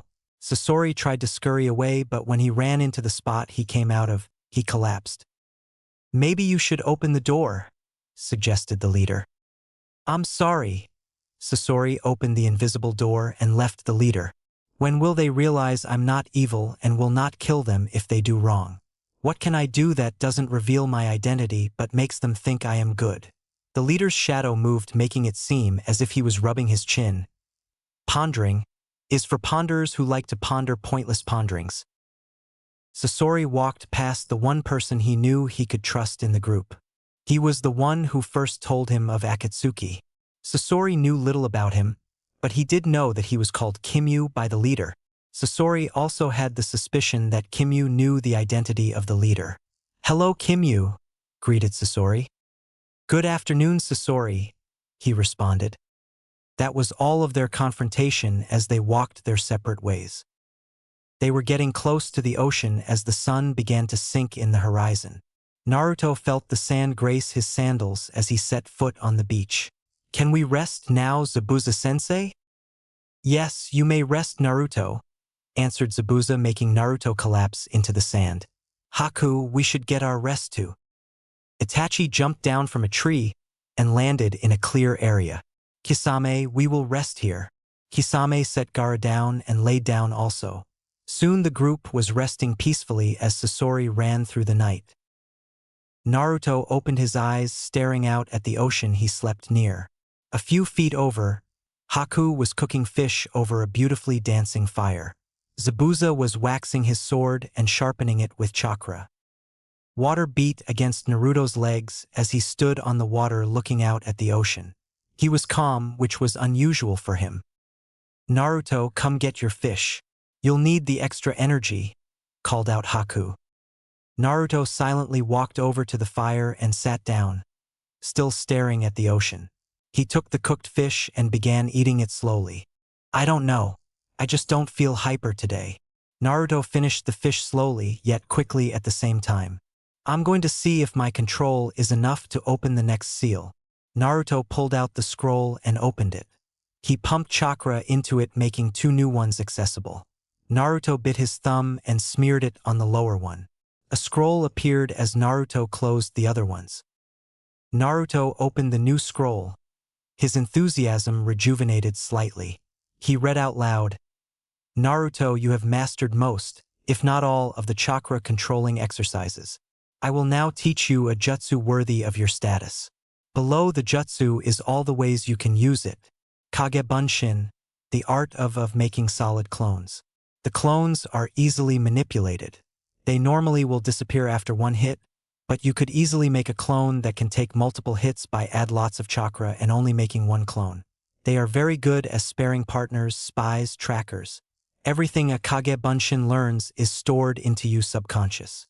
Later on, once you've mastered the jutsu, you will learn to access this information so you can wield a Kage Bunshin to its fullest. This jutsu requires a lot of chakra, which you have, but is very useful. There is no limit as to how far a Kage Bunshin can leave you. Master this as quick as possible. He's teaching you Kage Bunshin. He's crazy, bellowed Zabuza in shock. Well, might as well try it. Naruto placed his hands in a cross-shaped seal. Kage Bunshin no Jutsu.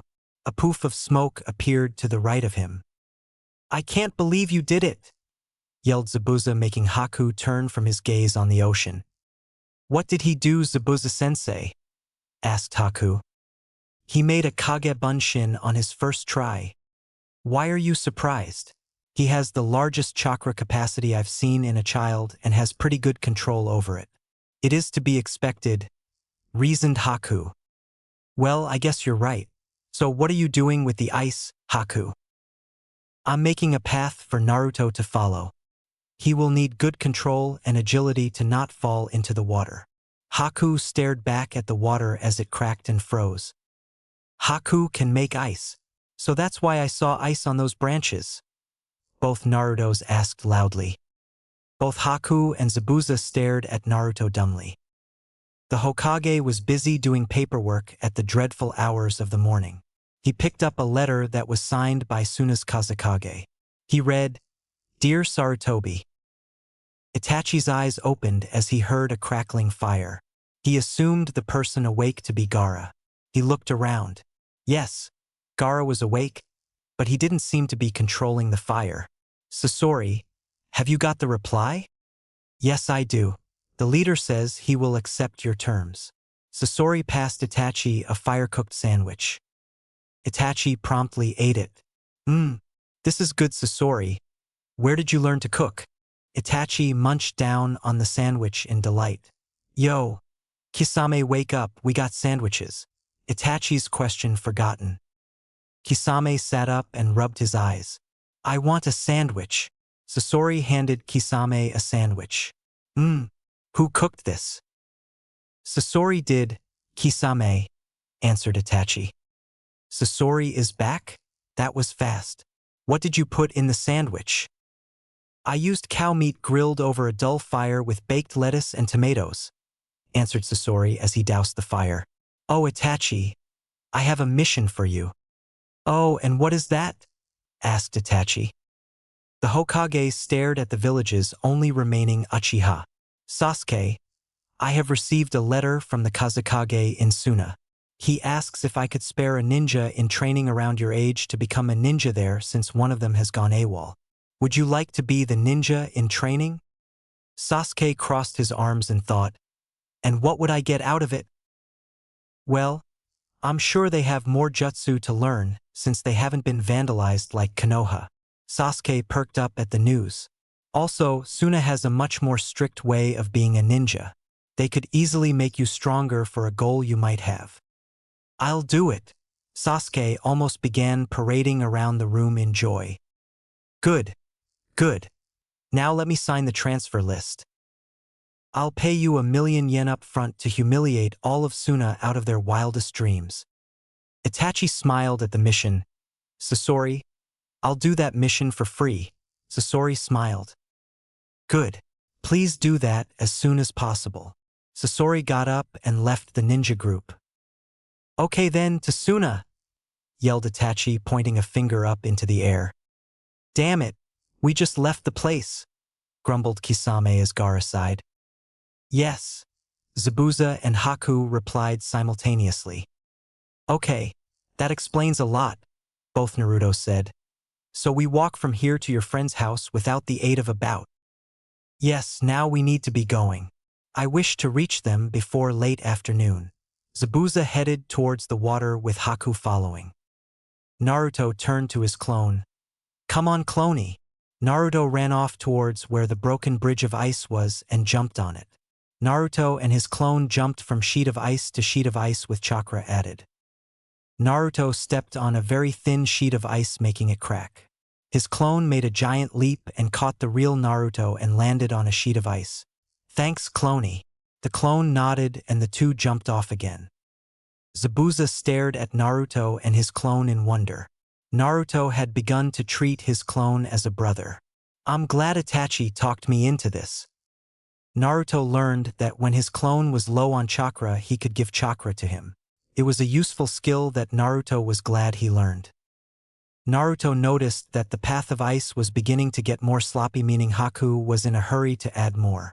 I'll show him that we can get past this. Naruto slowed down, allowing his clone to pass him. Naruto landed in the water.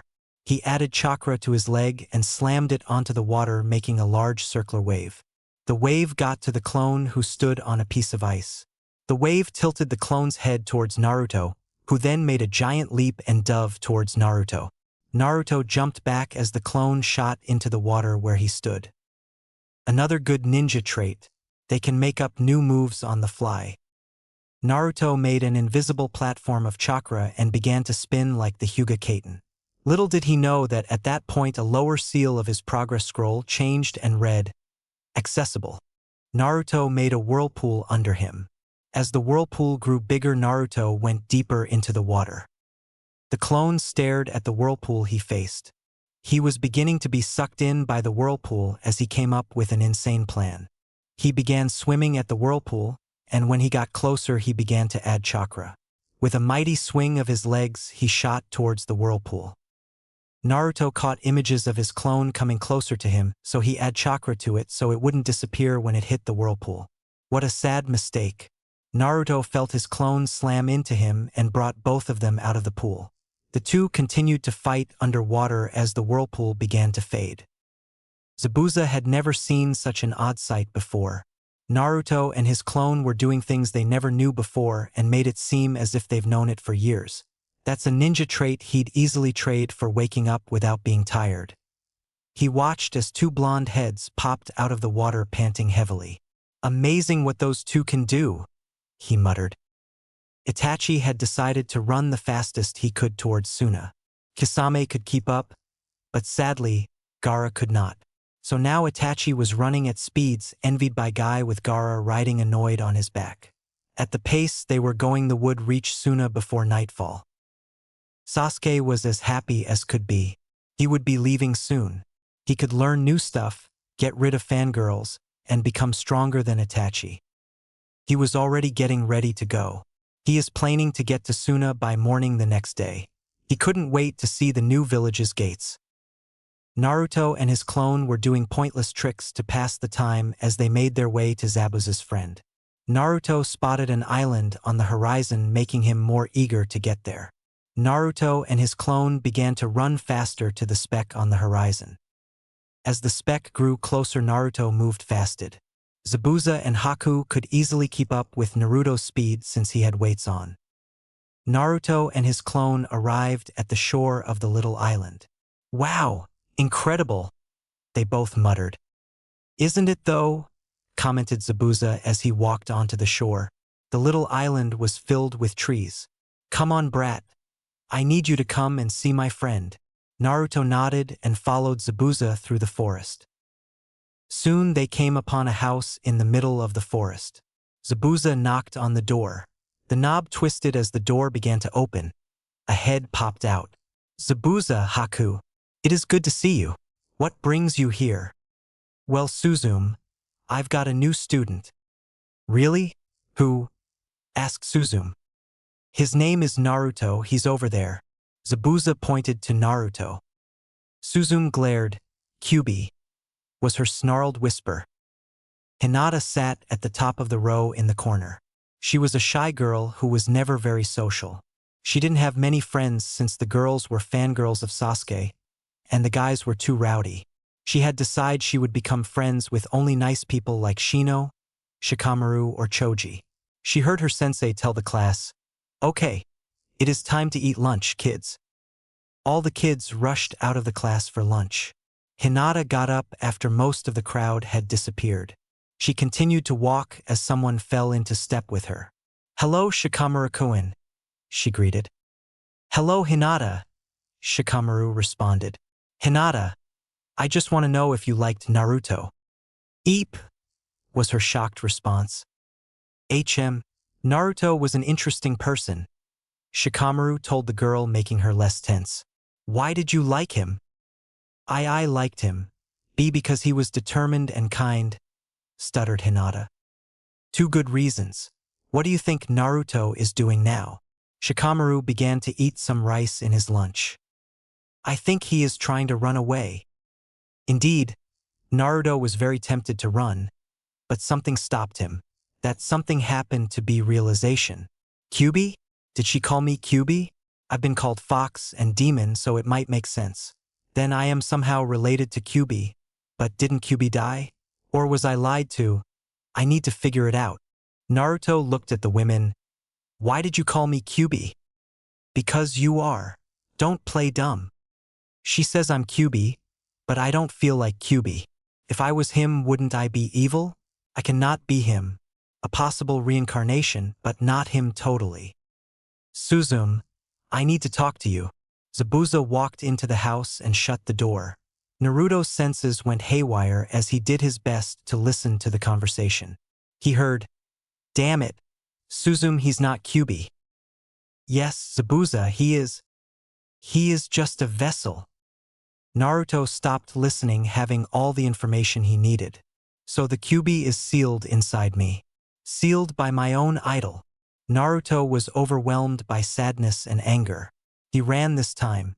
He ran into the forest until he disappeared. I'm sorry. Naruto has much to take in at the moment.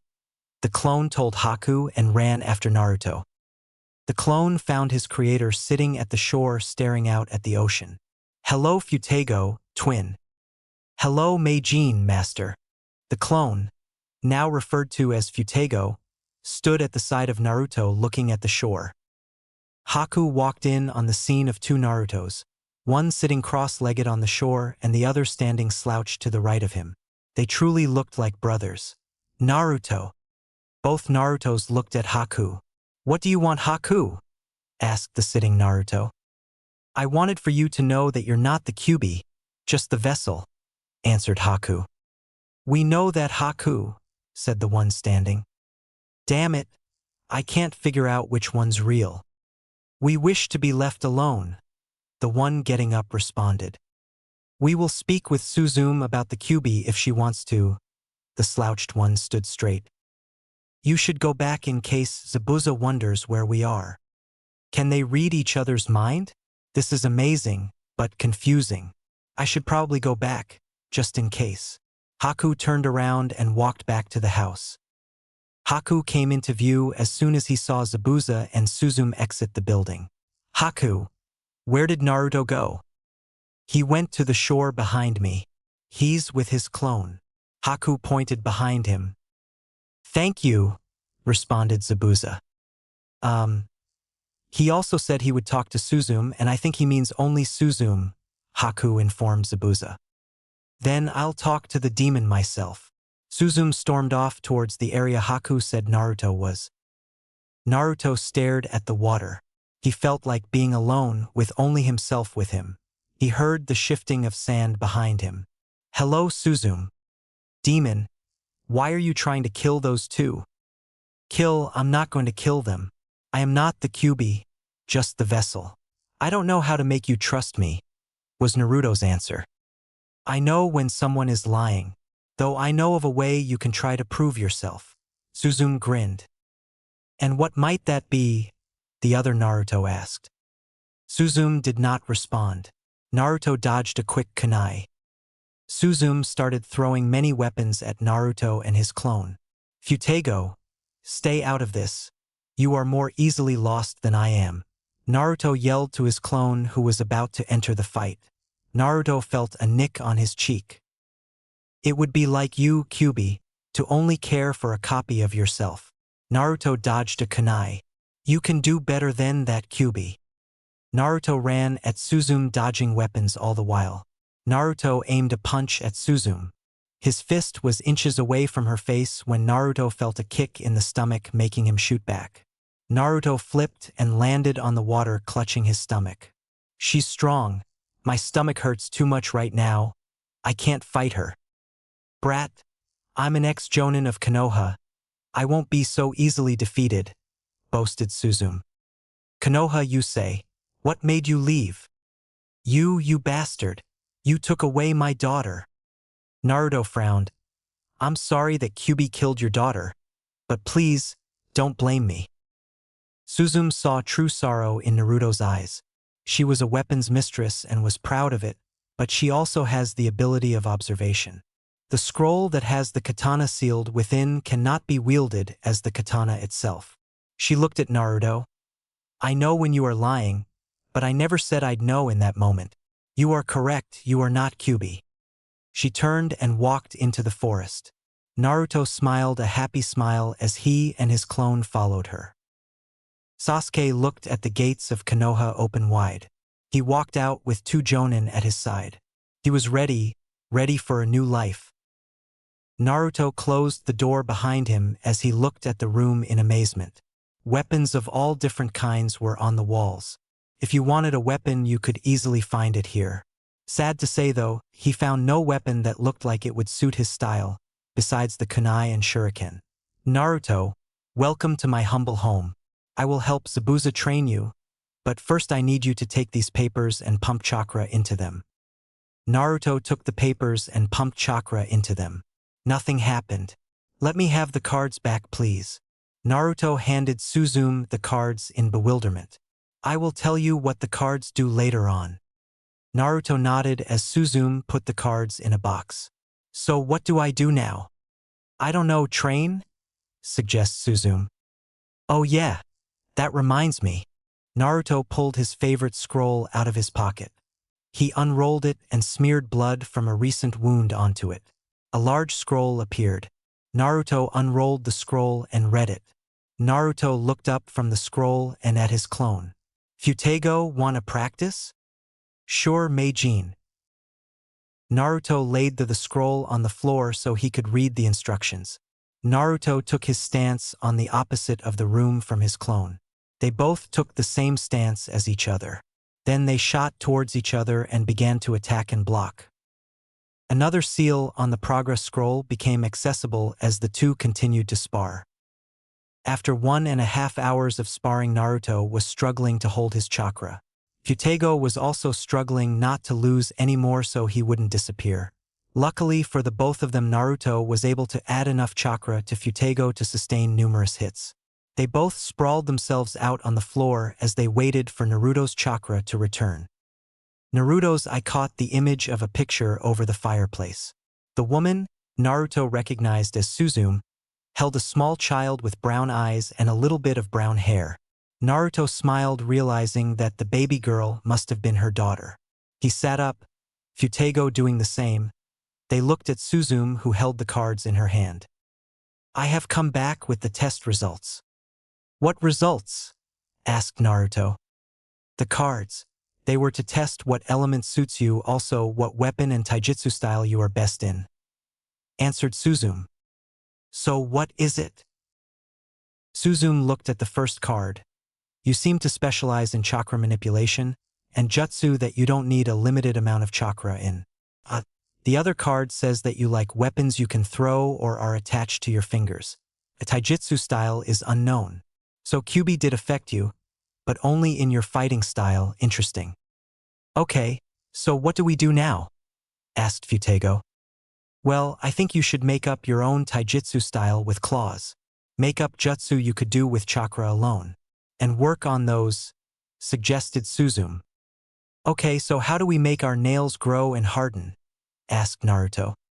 Chakra, maybe? Suzume walked off somewhere, leaving the two to train. Hey Meijin, do you know where Zabuza and Haku went? No, Futego, I do not. Haku was running around the island with new weights as Zabuza sat on a lawn chair drinking lemonade. Haku stopped to pant. Sorry Haku, but you're not allowed to stop. I'm not tired. Zabuza took a long sip of lemonade, making Haku's inner self cry. The Naruto twins made a deal.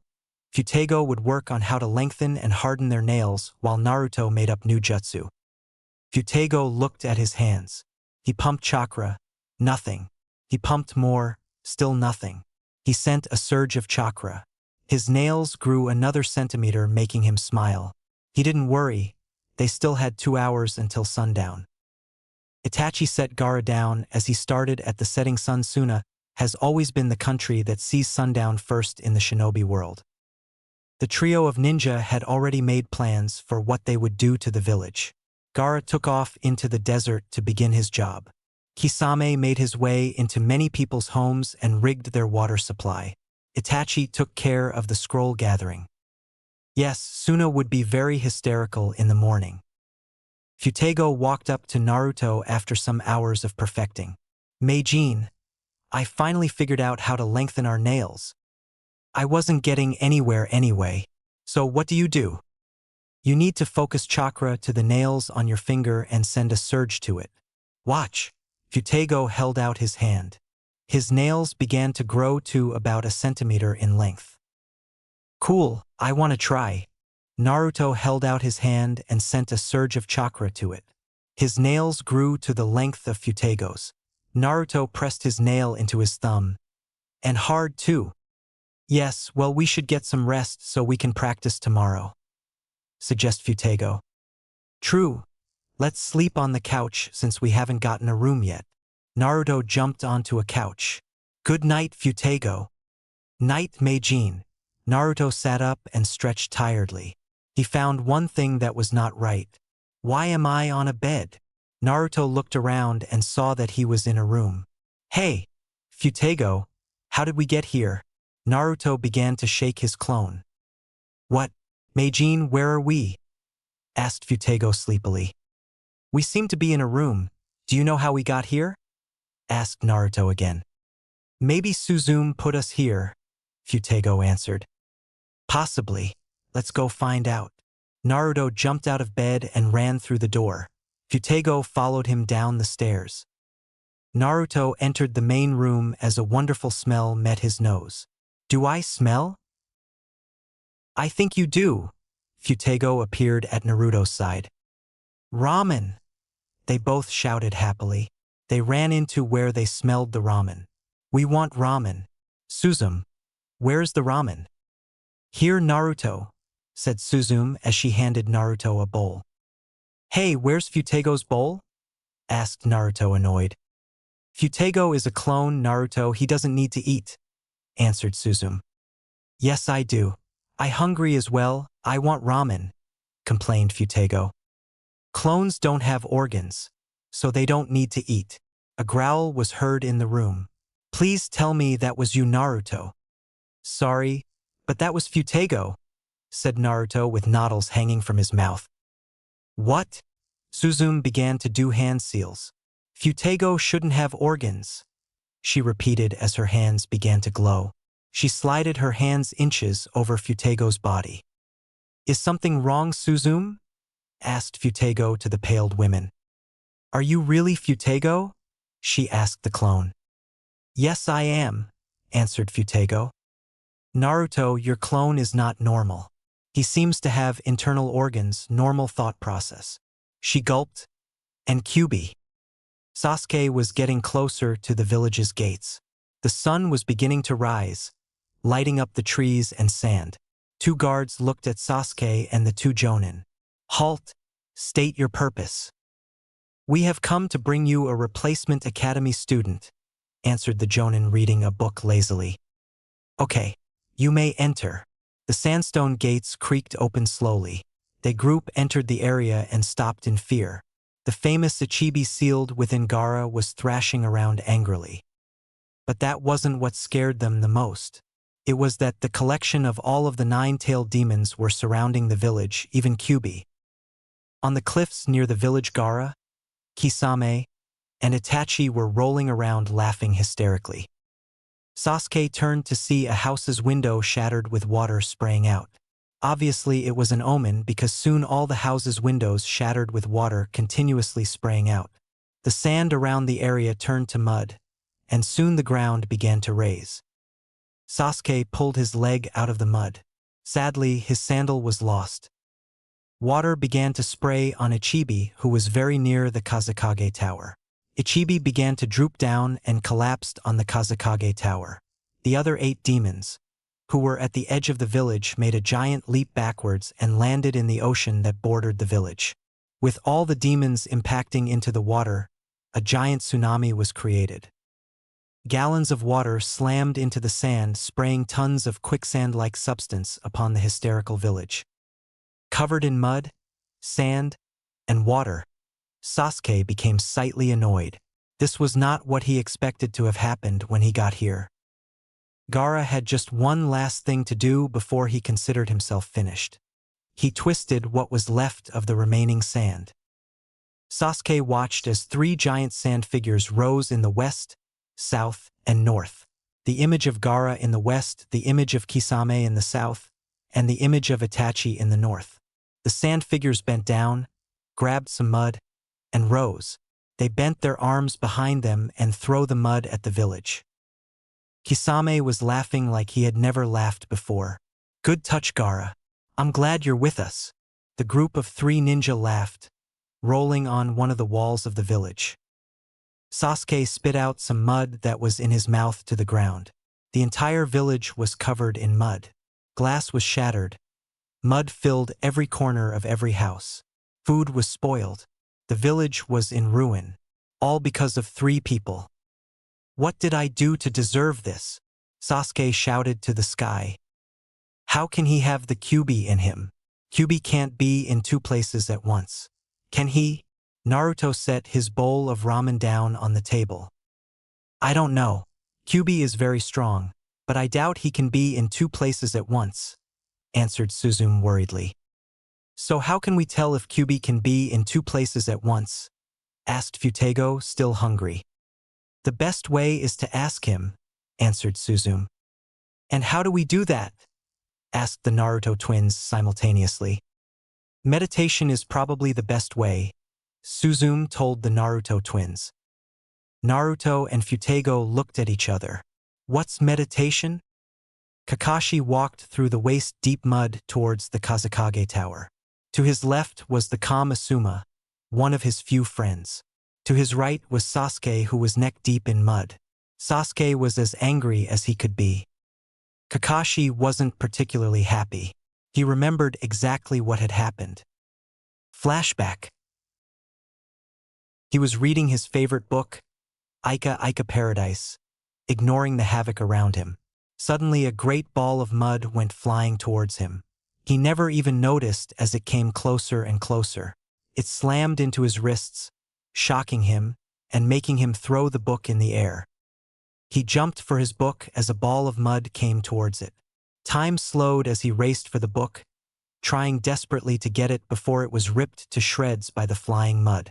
A smile spread across his face as he touched the bottom of the novel. He was about to lace his fingers around it and hold it close to him when time sped up. Before he could wrap his protective hands around his book, the cannonball of mud slammed into it, making papers fly. Kakashi looked in horror as the papers floated down to the ground. Little mud balls tore holes throughout the pages. "No!" he cried as he ran as fast as he could towards the Kisame figure that was the cause of his book's destruction. Kakashi charged up his famous Chidori as he made a giant leap at the sand figure. Kakashi's sparkling hand slammed into Kisame's arm, tearing it apart. Kakashi landed on the muddy sand, breathing heavily. Sand showered him as he walked back towards his group. Flash forward. Kakashi stepped through the broken glass of the Kazekage. He led the group up to the Kazekage office. Kakashi opened the door to the office and walked in. "Hello, Kazekage-sama. We have brought Uchiha Sasuke here as a replacement for your son." "Yes, the Uchiha. It is good to see you." The Kazekage walked over to Sasuke and shook his hand. "I am sorry for the havoc that has been occurring lately. It seems as if Itachi, Kisame, and my son have vandalized our village." "Yes, so I've seen," commented Sasuke. "Yes, well, you two may leave," the Kazekage said to Kakashi and Asuma. "Oh, and I think it would be best if you don't tell anyone of what went on today." Kakashi nodded. "I understand. Itachi pranked our village also." Kakashi walked out of the door with Asuma. The Kazekage turned to Sasuke. You will be staying here with me in the tower. Meditation is the art of clearing your consciousness. To meditate, you must be void of all surface thoughts. The perfected art of meditation will allow the subconscious to take control. Both blondes sat still, eyes closed, unmoving. Suzume smiled, but knew they hadn't even nearly met Kyubi yet. Naruto began to slouch further as his head plopped onto the table. Futego did the same. Naruto opened his eyes as a drop of water hit his head. "Where am I?" he wondered. "Where am I?" Naruto heard from nowhere. "Wow, that was freaky. Why did it say what I said?" he thought. "Wow, that was freaky. Why did it say what I said? That's my voice. I must be in my mind." Naruto thought. "That's my voice. I must be in my mind." A pause. "Where am I? Is that Futego?" "Futego, if that's you, say something." Naruto called out mentally. "Is that Futego? Futego, if that's you, say something." Naruto waited for a reply. "Meijin, is that you?" "Yes, we need to find Kyubi to ask him what's going on." Naruto began to run down the watery halls as his voice rang out. "Okay, I'm going to run forward. I should meet you there." "Got it." Naruto continued to run as a red glow met his vision. He stopped when he was in front of a hallway with red glowing from it. He heard the splashing of water signifying that Futego was nearby. Naruto turned to Futego, who stood next to him. "Let's go find out what is going on." "Yeah, let's." Naruto and his clone ran into the room. Naruto stared at the two-story gate before him, held together by a tiny paper with a seal on it. "Hey, is Kyubi in there?" Naruto asked, ignoring the echo. "No, it's your long-lost brother, Chocolate," was the sarcastic reply. "Good going," Naruto barked, annoyed. "We want to know, why does Futego have organs in the seal?" "Simple, fool. At first Futego was not real, but the creation of a jutsu. You began adding your chakra to him. The added chakra was not a built-in effect of the jutsu. Chakra itself has traces of DNA. The clone had some of your DNA at first. That is the reason it has a similar appearance to you. Once you add chakra that was not part of the effect in the jutsu, it began making new organs for the clone," answered Kyubi. "What?" asked both Narutos at the same time. "The Kage Bunshin you first preformed made the basic image of a clone. The Kage Bunshin did not have organs at first, but you began to add chakra to the clone so it wouldn't disappear. An interesting fact about chakra is that since it flows throughout your body, it picks up all of the chemical makeup in your body. When you flowed chakra to the clone, your chakra reacted to the DNA that was already stored as a result of the jutsu. The reaction was aiming to regenerate the organs or heal them because they seemed to be missing. Since you kept the clone in the real world for long enough, and since you heal almost 100 times faster than a normal person, the regeneration process was able to remake the organs in the clone by this time. That only answers your first question," answered Kyubi again. "Okay, I think I understand. So what is the next answer?" asked Naruto, slightly dazed. "I'll make it simple. Your yondaime knew that a normal mortal could not withstand my power. I could easily escape. He did a split seal or a double seal. He sealed me both in you and him. The only way I could escape would be to go through both you and him. Though he died. When he died, he took half of my chakra with him. I do not have enough chakra to break the seal because of that." Kyubi grinned at Naruto. "Wait, so you are just half of you?" asked Naruto. Futego was to the side, seemingly taking notes. "No, I am whole. Behind me is a gate that would lead to the yondaime side. That is why it is so dark. There is nothing there," answered Kyubi. "Now, that does not fully answer your question. The reason I am also connected to your clone is the combination of two reasons. The first is the split seal. Because of the seal, I can be in multiple minds or bodies at once. The second is connected to the one I said before. Since you added chakra that carried a mixture of yours and my DNA, it had to make the seal, or I could take control of your clone. That was another added section of the seal's contract with the death god. Understand? Sort of, I need to retell the information back to Suzume. Naruto paused. How do I get out? Just think the thought, brat. Naruto focused on leaving as his world blackened. Naruto opened his eyes to see Suzume drinking tea and Futego limp on the table. I found out what happened. Really, what? Asked Suzume. Well, I don't understand all of it. The reason he has organs is because I added chakra to him that began to regenerate the organs that weren't there. The reason for the seal is because he can, should I say, be shared through the mind and body but still stays in one cage. The seal on Mai, or so I think, made the seal on him so that Kyuubi couldn't take control over him since our chakra is mixed. Summed up Naruto.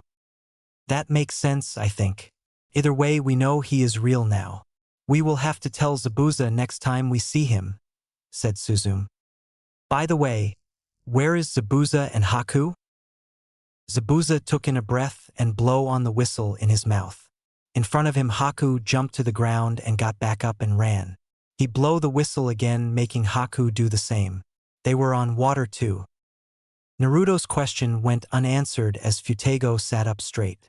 Meijin, Kyuubi says that he will work on a way for us to communicate with our minds. He also said that's the only thing he'll do for us as of now. Okay, well, we should be working on our new taijutsu style and chakra jutsu. All right, Meijin. Sasuke looked at the Kazekage's children. They looked at him back. Hi. The girl stuck her hand out towards Sasuke. I'm Temari. Hello? Sasuke took Temari's hand in his. I'm Uchiha Sasuke. Sasuke gained enough courage, though he'd call in losing pride, to stick his hand out to the cat-like boy. Hello. The cat-like boy looked at the hand queerly. His sister grew annoyed. Damn it, Kankuro, just shake his hand. Temari hit the boy in the head with a large metal object. All right. Kankuro rubbed the back of his head. I'm Kankuro. He grabbed Sasuke's hand and let go in an instant. You should be more polite, Kankuro. He will be your new teammate soon, the Kazekage said to his son.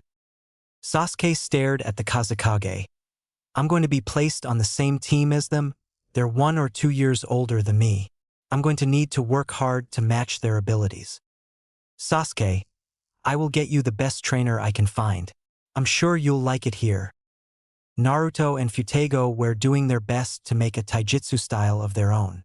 So far they had little luck. They were brawlers, they made up attacks on the fly and were very unpredictable. So now they were beginning to try making jutsu. They were having little luck. Naruto walked over to his progress seal and opened it. He smeared his blood on the lowest seal he saw. A small scroll appeared. Naruto opened the scroll and read it. Kaiten. A Hyuga clan jutsu that makes a shield around the user. Release chakra through the chakra points on the body and spin. It is a defensive jutsu that with bounce chakra-based attacks back at the opponent. Naruto paused. I will work on that. Futego, you find something else in the scroll to work on. All right, Meijin. Futego went through the scroll in search for a jutsu he could learn. He found one and released it. He read the scroll inside. Genjutsu, Akumu Mure. Nightmare Swarm. Makes the user enter their mind and live in what they fear most. Requires high level of chakra capacity and control. Kaiten. Naruto called out from across the room as he failed to make the jutsu succeed. Who could I use it on? Thought Futego out loud. Oh, I know. Futego placed his hands together. Kage Bunshin no Jutsu. A clone appeared in a poof of smoke. Okay, now to try it. Genjutsu. Akumu Mure. The clone was unfazed. Futego focused on the manipulation of the chakra more. Akumu Mare. The clone held his head as if he had a headache. Damn it. Akumu Mare. The clone released his head. If you're trying a genjutsu, then I suggest being calmer. Futego looked to see Suzume leaning against the wall. Okay. Futego closed his eyes and concentrated on the jutsu and his target. He did the hand seals and whispered, Akumu Mare. Futego looked at his clone. The clone's eye. Yes, Suzume. Futego walked over to Naruto. Hey, we need to go to your room so we can talk with Suzume. Okay, But watch. Naruto began to spin, making a thin layer of chakra surround him. See, I'm beginning to get it. Impressive. Now let's go. Futego and Naruto walked to the room they woke up in. Futego opened the door and saw Suzume sitting on the bed. Hello, you two. Naruto and Futego sat in 2 chairs in the room. I have come up with a way the 2 of you will become a stronger team. Naruto, I will teach you every capturing jutsu and maneuver I know. You will become the main head-to-head fighter. Suzume will be the long-range fighter. He will do the genjutsu and ninjutsu while the enemy is busy with Naruto. Though a good combination, I will not limit you to those you will best in. But first, I need to teach you the ways of defending yourselves from the enemy's attacks. The Naruto twins absorbed the information. Okay, and what is that? Genjutsu, you need to learn who to break that. Taijutsu, you need to learn blocks and dodges. Ninjutsu, you need to learn the weaknesses and what to do for each element. Suzume began to take on the role of a strict teacher. Kisame was still mad that someone had cut the arm off of his sand giant. Though it was pointless to do so, it was fun. Damn it, Gaara. Why did you let it fall apart? Because we had to leave and it was too hard to keep up, was his answer. Quit pouting about such a little thing, Kisame, interrupted Itachi. We have a ways to go before we reach Naruto. Yeah. Always in a hurry, aren't you? Grumbled Kisame as he jumped another branch. Yes, now hurry up, Itachi said. Naruto found himself dodging multiple blocks of wood that was being thrown at him. To his right was Futego, who was doing the same. He backhanded a block of wood that was about to hit his face. Out of the corner of his eye, he saw a big sword come flying at them. Duck! He yelled to his living clone. They both fell to the ground as the sword passed over them. The sword slammed into a nearby tree as a figure appeared on the hilt of the blade. Hello? I haven't seen y'all in a while, Zabuza said as he looked at the glaring Narutos. Yes, you're right, agreed Naruto. Yes, well, so how's life? Asked Zabuza innocently. Good. I found out that Futego is no longer a real clone, answered Naruto. What do you mean? He means that Futego has organs and is now a living person. So now you're stuck with 2 Narutos, answered Suzume for Naruto. I am teaching them who to dodge and block. Wanna help? I'd love to. Tomorrow we'll have all 3 of the Narutos and Haku do training exercise together. Zabuza did hand seals as 10 water clones appeared from the nearby river. That's good. But I still need to teach them how to break genjutsu and defend against ninjutsu. Naruto groaned as more pieces of wood was thrown at him and his clone. Sasuke walked through the muddy streets of Suna. He was given the day to look around and get acquainted with the village he now lived in. So far he had not seen a single thing he was happy he see. After all, he didn't particularly like mud-covered buildings. He had found most shops closed because all the employees were too busy recleaning the shops to work. Many people littered the streets. Ninja, children, men, and women were all busily trying to clean their village so trade could commence without embarrassing the village's statues. He sighed and decided he should help too. Kakashi and Asuma had made it back to the villages quickly, since Sasuke wasn't tagging along. Kakashi was currently sitting at the local ninja bar. The reason for there being a ninja bar is because of the often occurrence of an everyday man or women picking a fight with a ninja.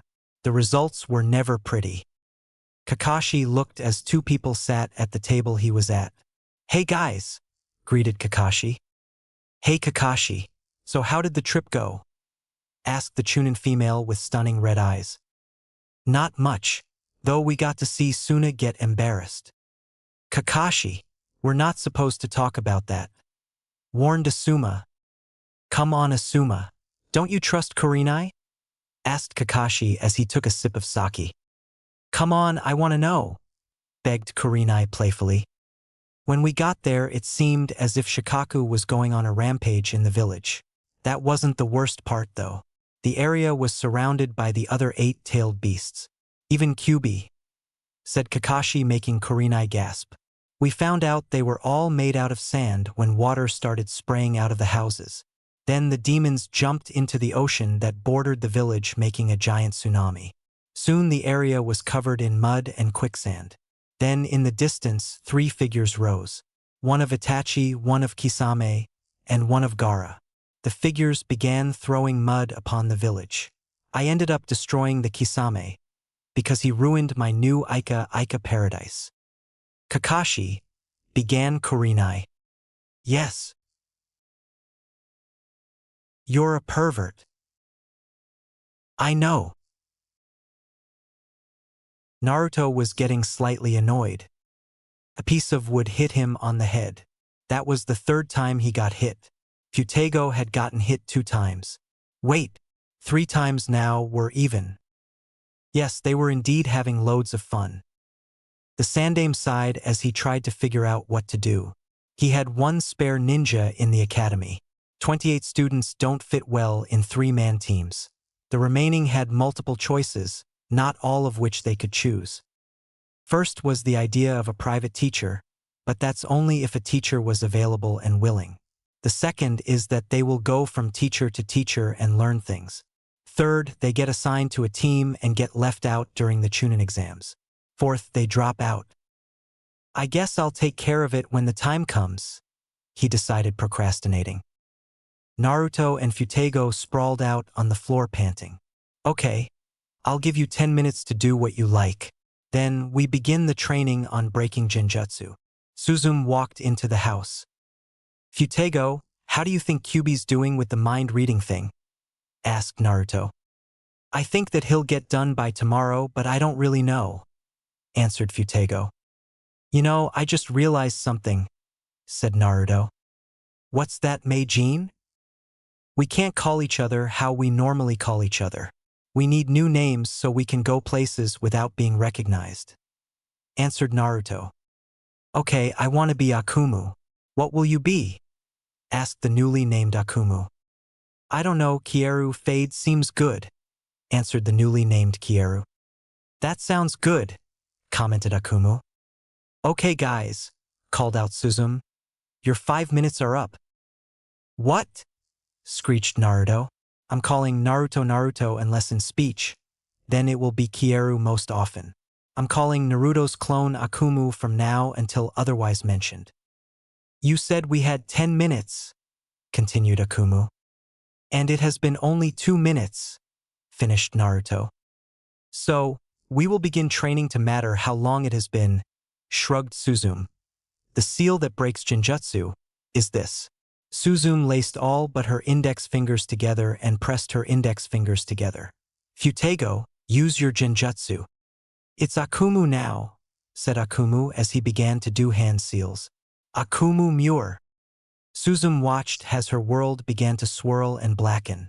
She began to see again, but she rather not. She was in Konoha. About 10 meters in front of her was her baby girl. The Kyuubi's getting close. She heard a loud crack as a nearby tree fell down. She ran towards her child who was going to be crushed. She stopped when the tree hit the ground. A pool of blood slipped from under the tree. She screamed, "This isn't real. It's just a genjutsu." Her arms fumbled, trying to place her hands in the proper seal. Kai! The chaotic world she had witnessed began to swirl as she was greeted with 2 concerned faces. She breathed heavily. That's how you break the genjutsu, she exhaled. Her breathing began to mellow. You okay, Suzume-sensei? Asked the guilty Akumu. I'm okay.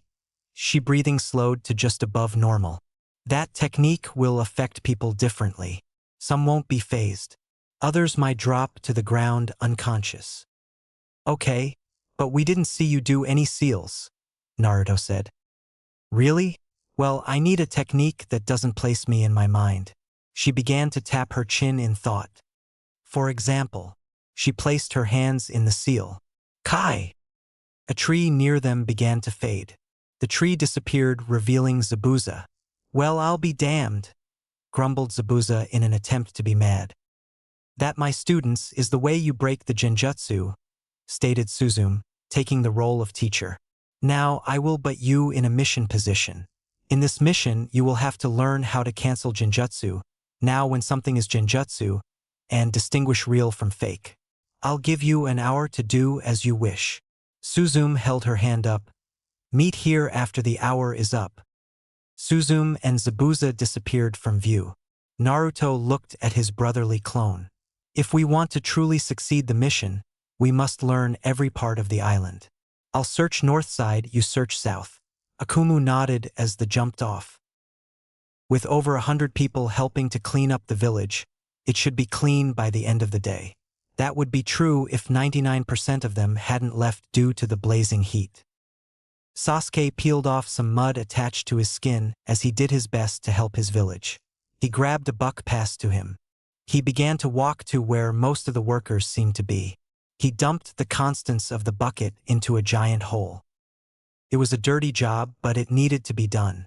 He had come to this village to become the best he could be.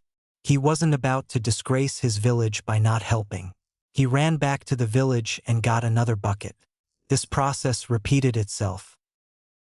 Shikamaru stared at the board very, well, bored. His teacher, Irika, was teaching them the basics of jutsu. Like he hadn't even learned it yet. In an effort to annoy the teacher, he yawned. The yawn was interrupted by a chalky taste in his mouth. Shikamaru-san, if you think you know how to do jutsu properly, then why don't you come up here and show the class? Troublesome, me thought with a mutter. He stood at the front of the class and was prepared to do his clan-famous technique, Kageme no Jutsu, when an idea hit him. He did a quick 5 hand seals. Nothing happened. Shikamaru-san, if you can't preform a jutsu, then please sit down. Shikamaru followed orders. As I was saying, hey, what's that? Irika stared at a small, black cloud above him. He began to feel wet as the cloud cracked with miniature thunder. His eyebrows lowered, completing the scene, as his cloths began to darken from the small cloud's rain. Shikamaru, he bellowed. Detention after class. A grin appeared on Shikamaru's face. Itachi's jutsu weren't all bad. Itachi picked up a tender piece of meat with the golden chopsticks.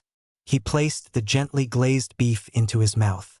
He chewed the meat as a sound of tasteful pleasure escaped his lips. He enjoyed the food like he's never enjoyed food before. Across from him, Kisame was doing the same. Kisame opened his mouth as the wonderful meat entered it. He chewed softly before swallowing it. He tilted his head back and closed his eyes. He felt something hit his tongue, signifying him to tilt his head forward. He was enjoying the wonderful grape. Gaara's eyes stared at the list in front of him. When Itachi had said they were going to eat like royalty, he was expecting hamburgers. Damn it!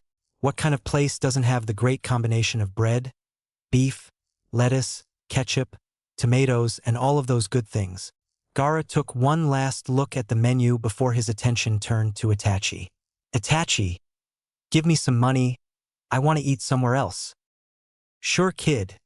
Do whatever you want. Itachi tossed a roll of money to Gaara, who promptly walked out of the newly dubbed 6-star restaurant.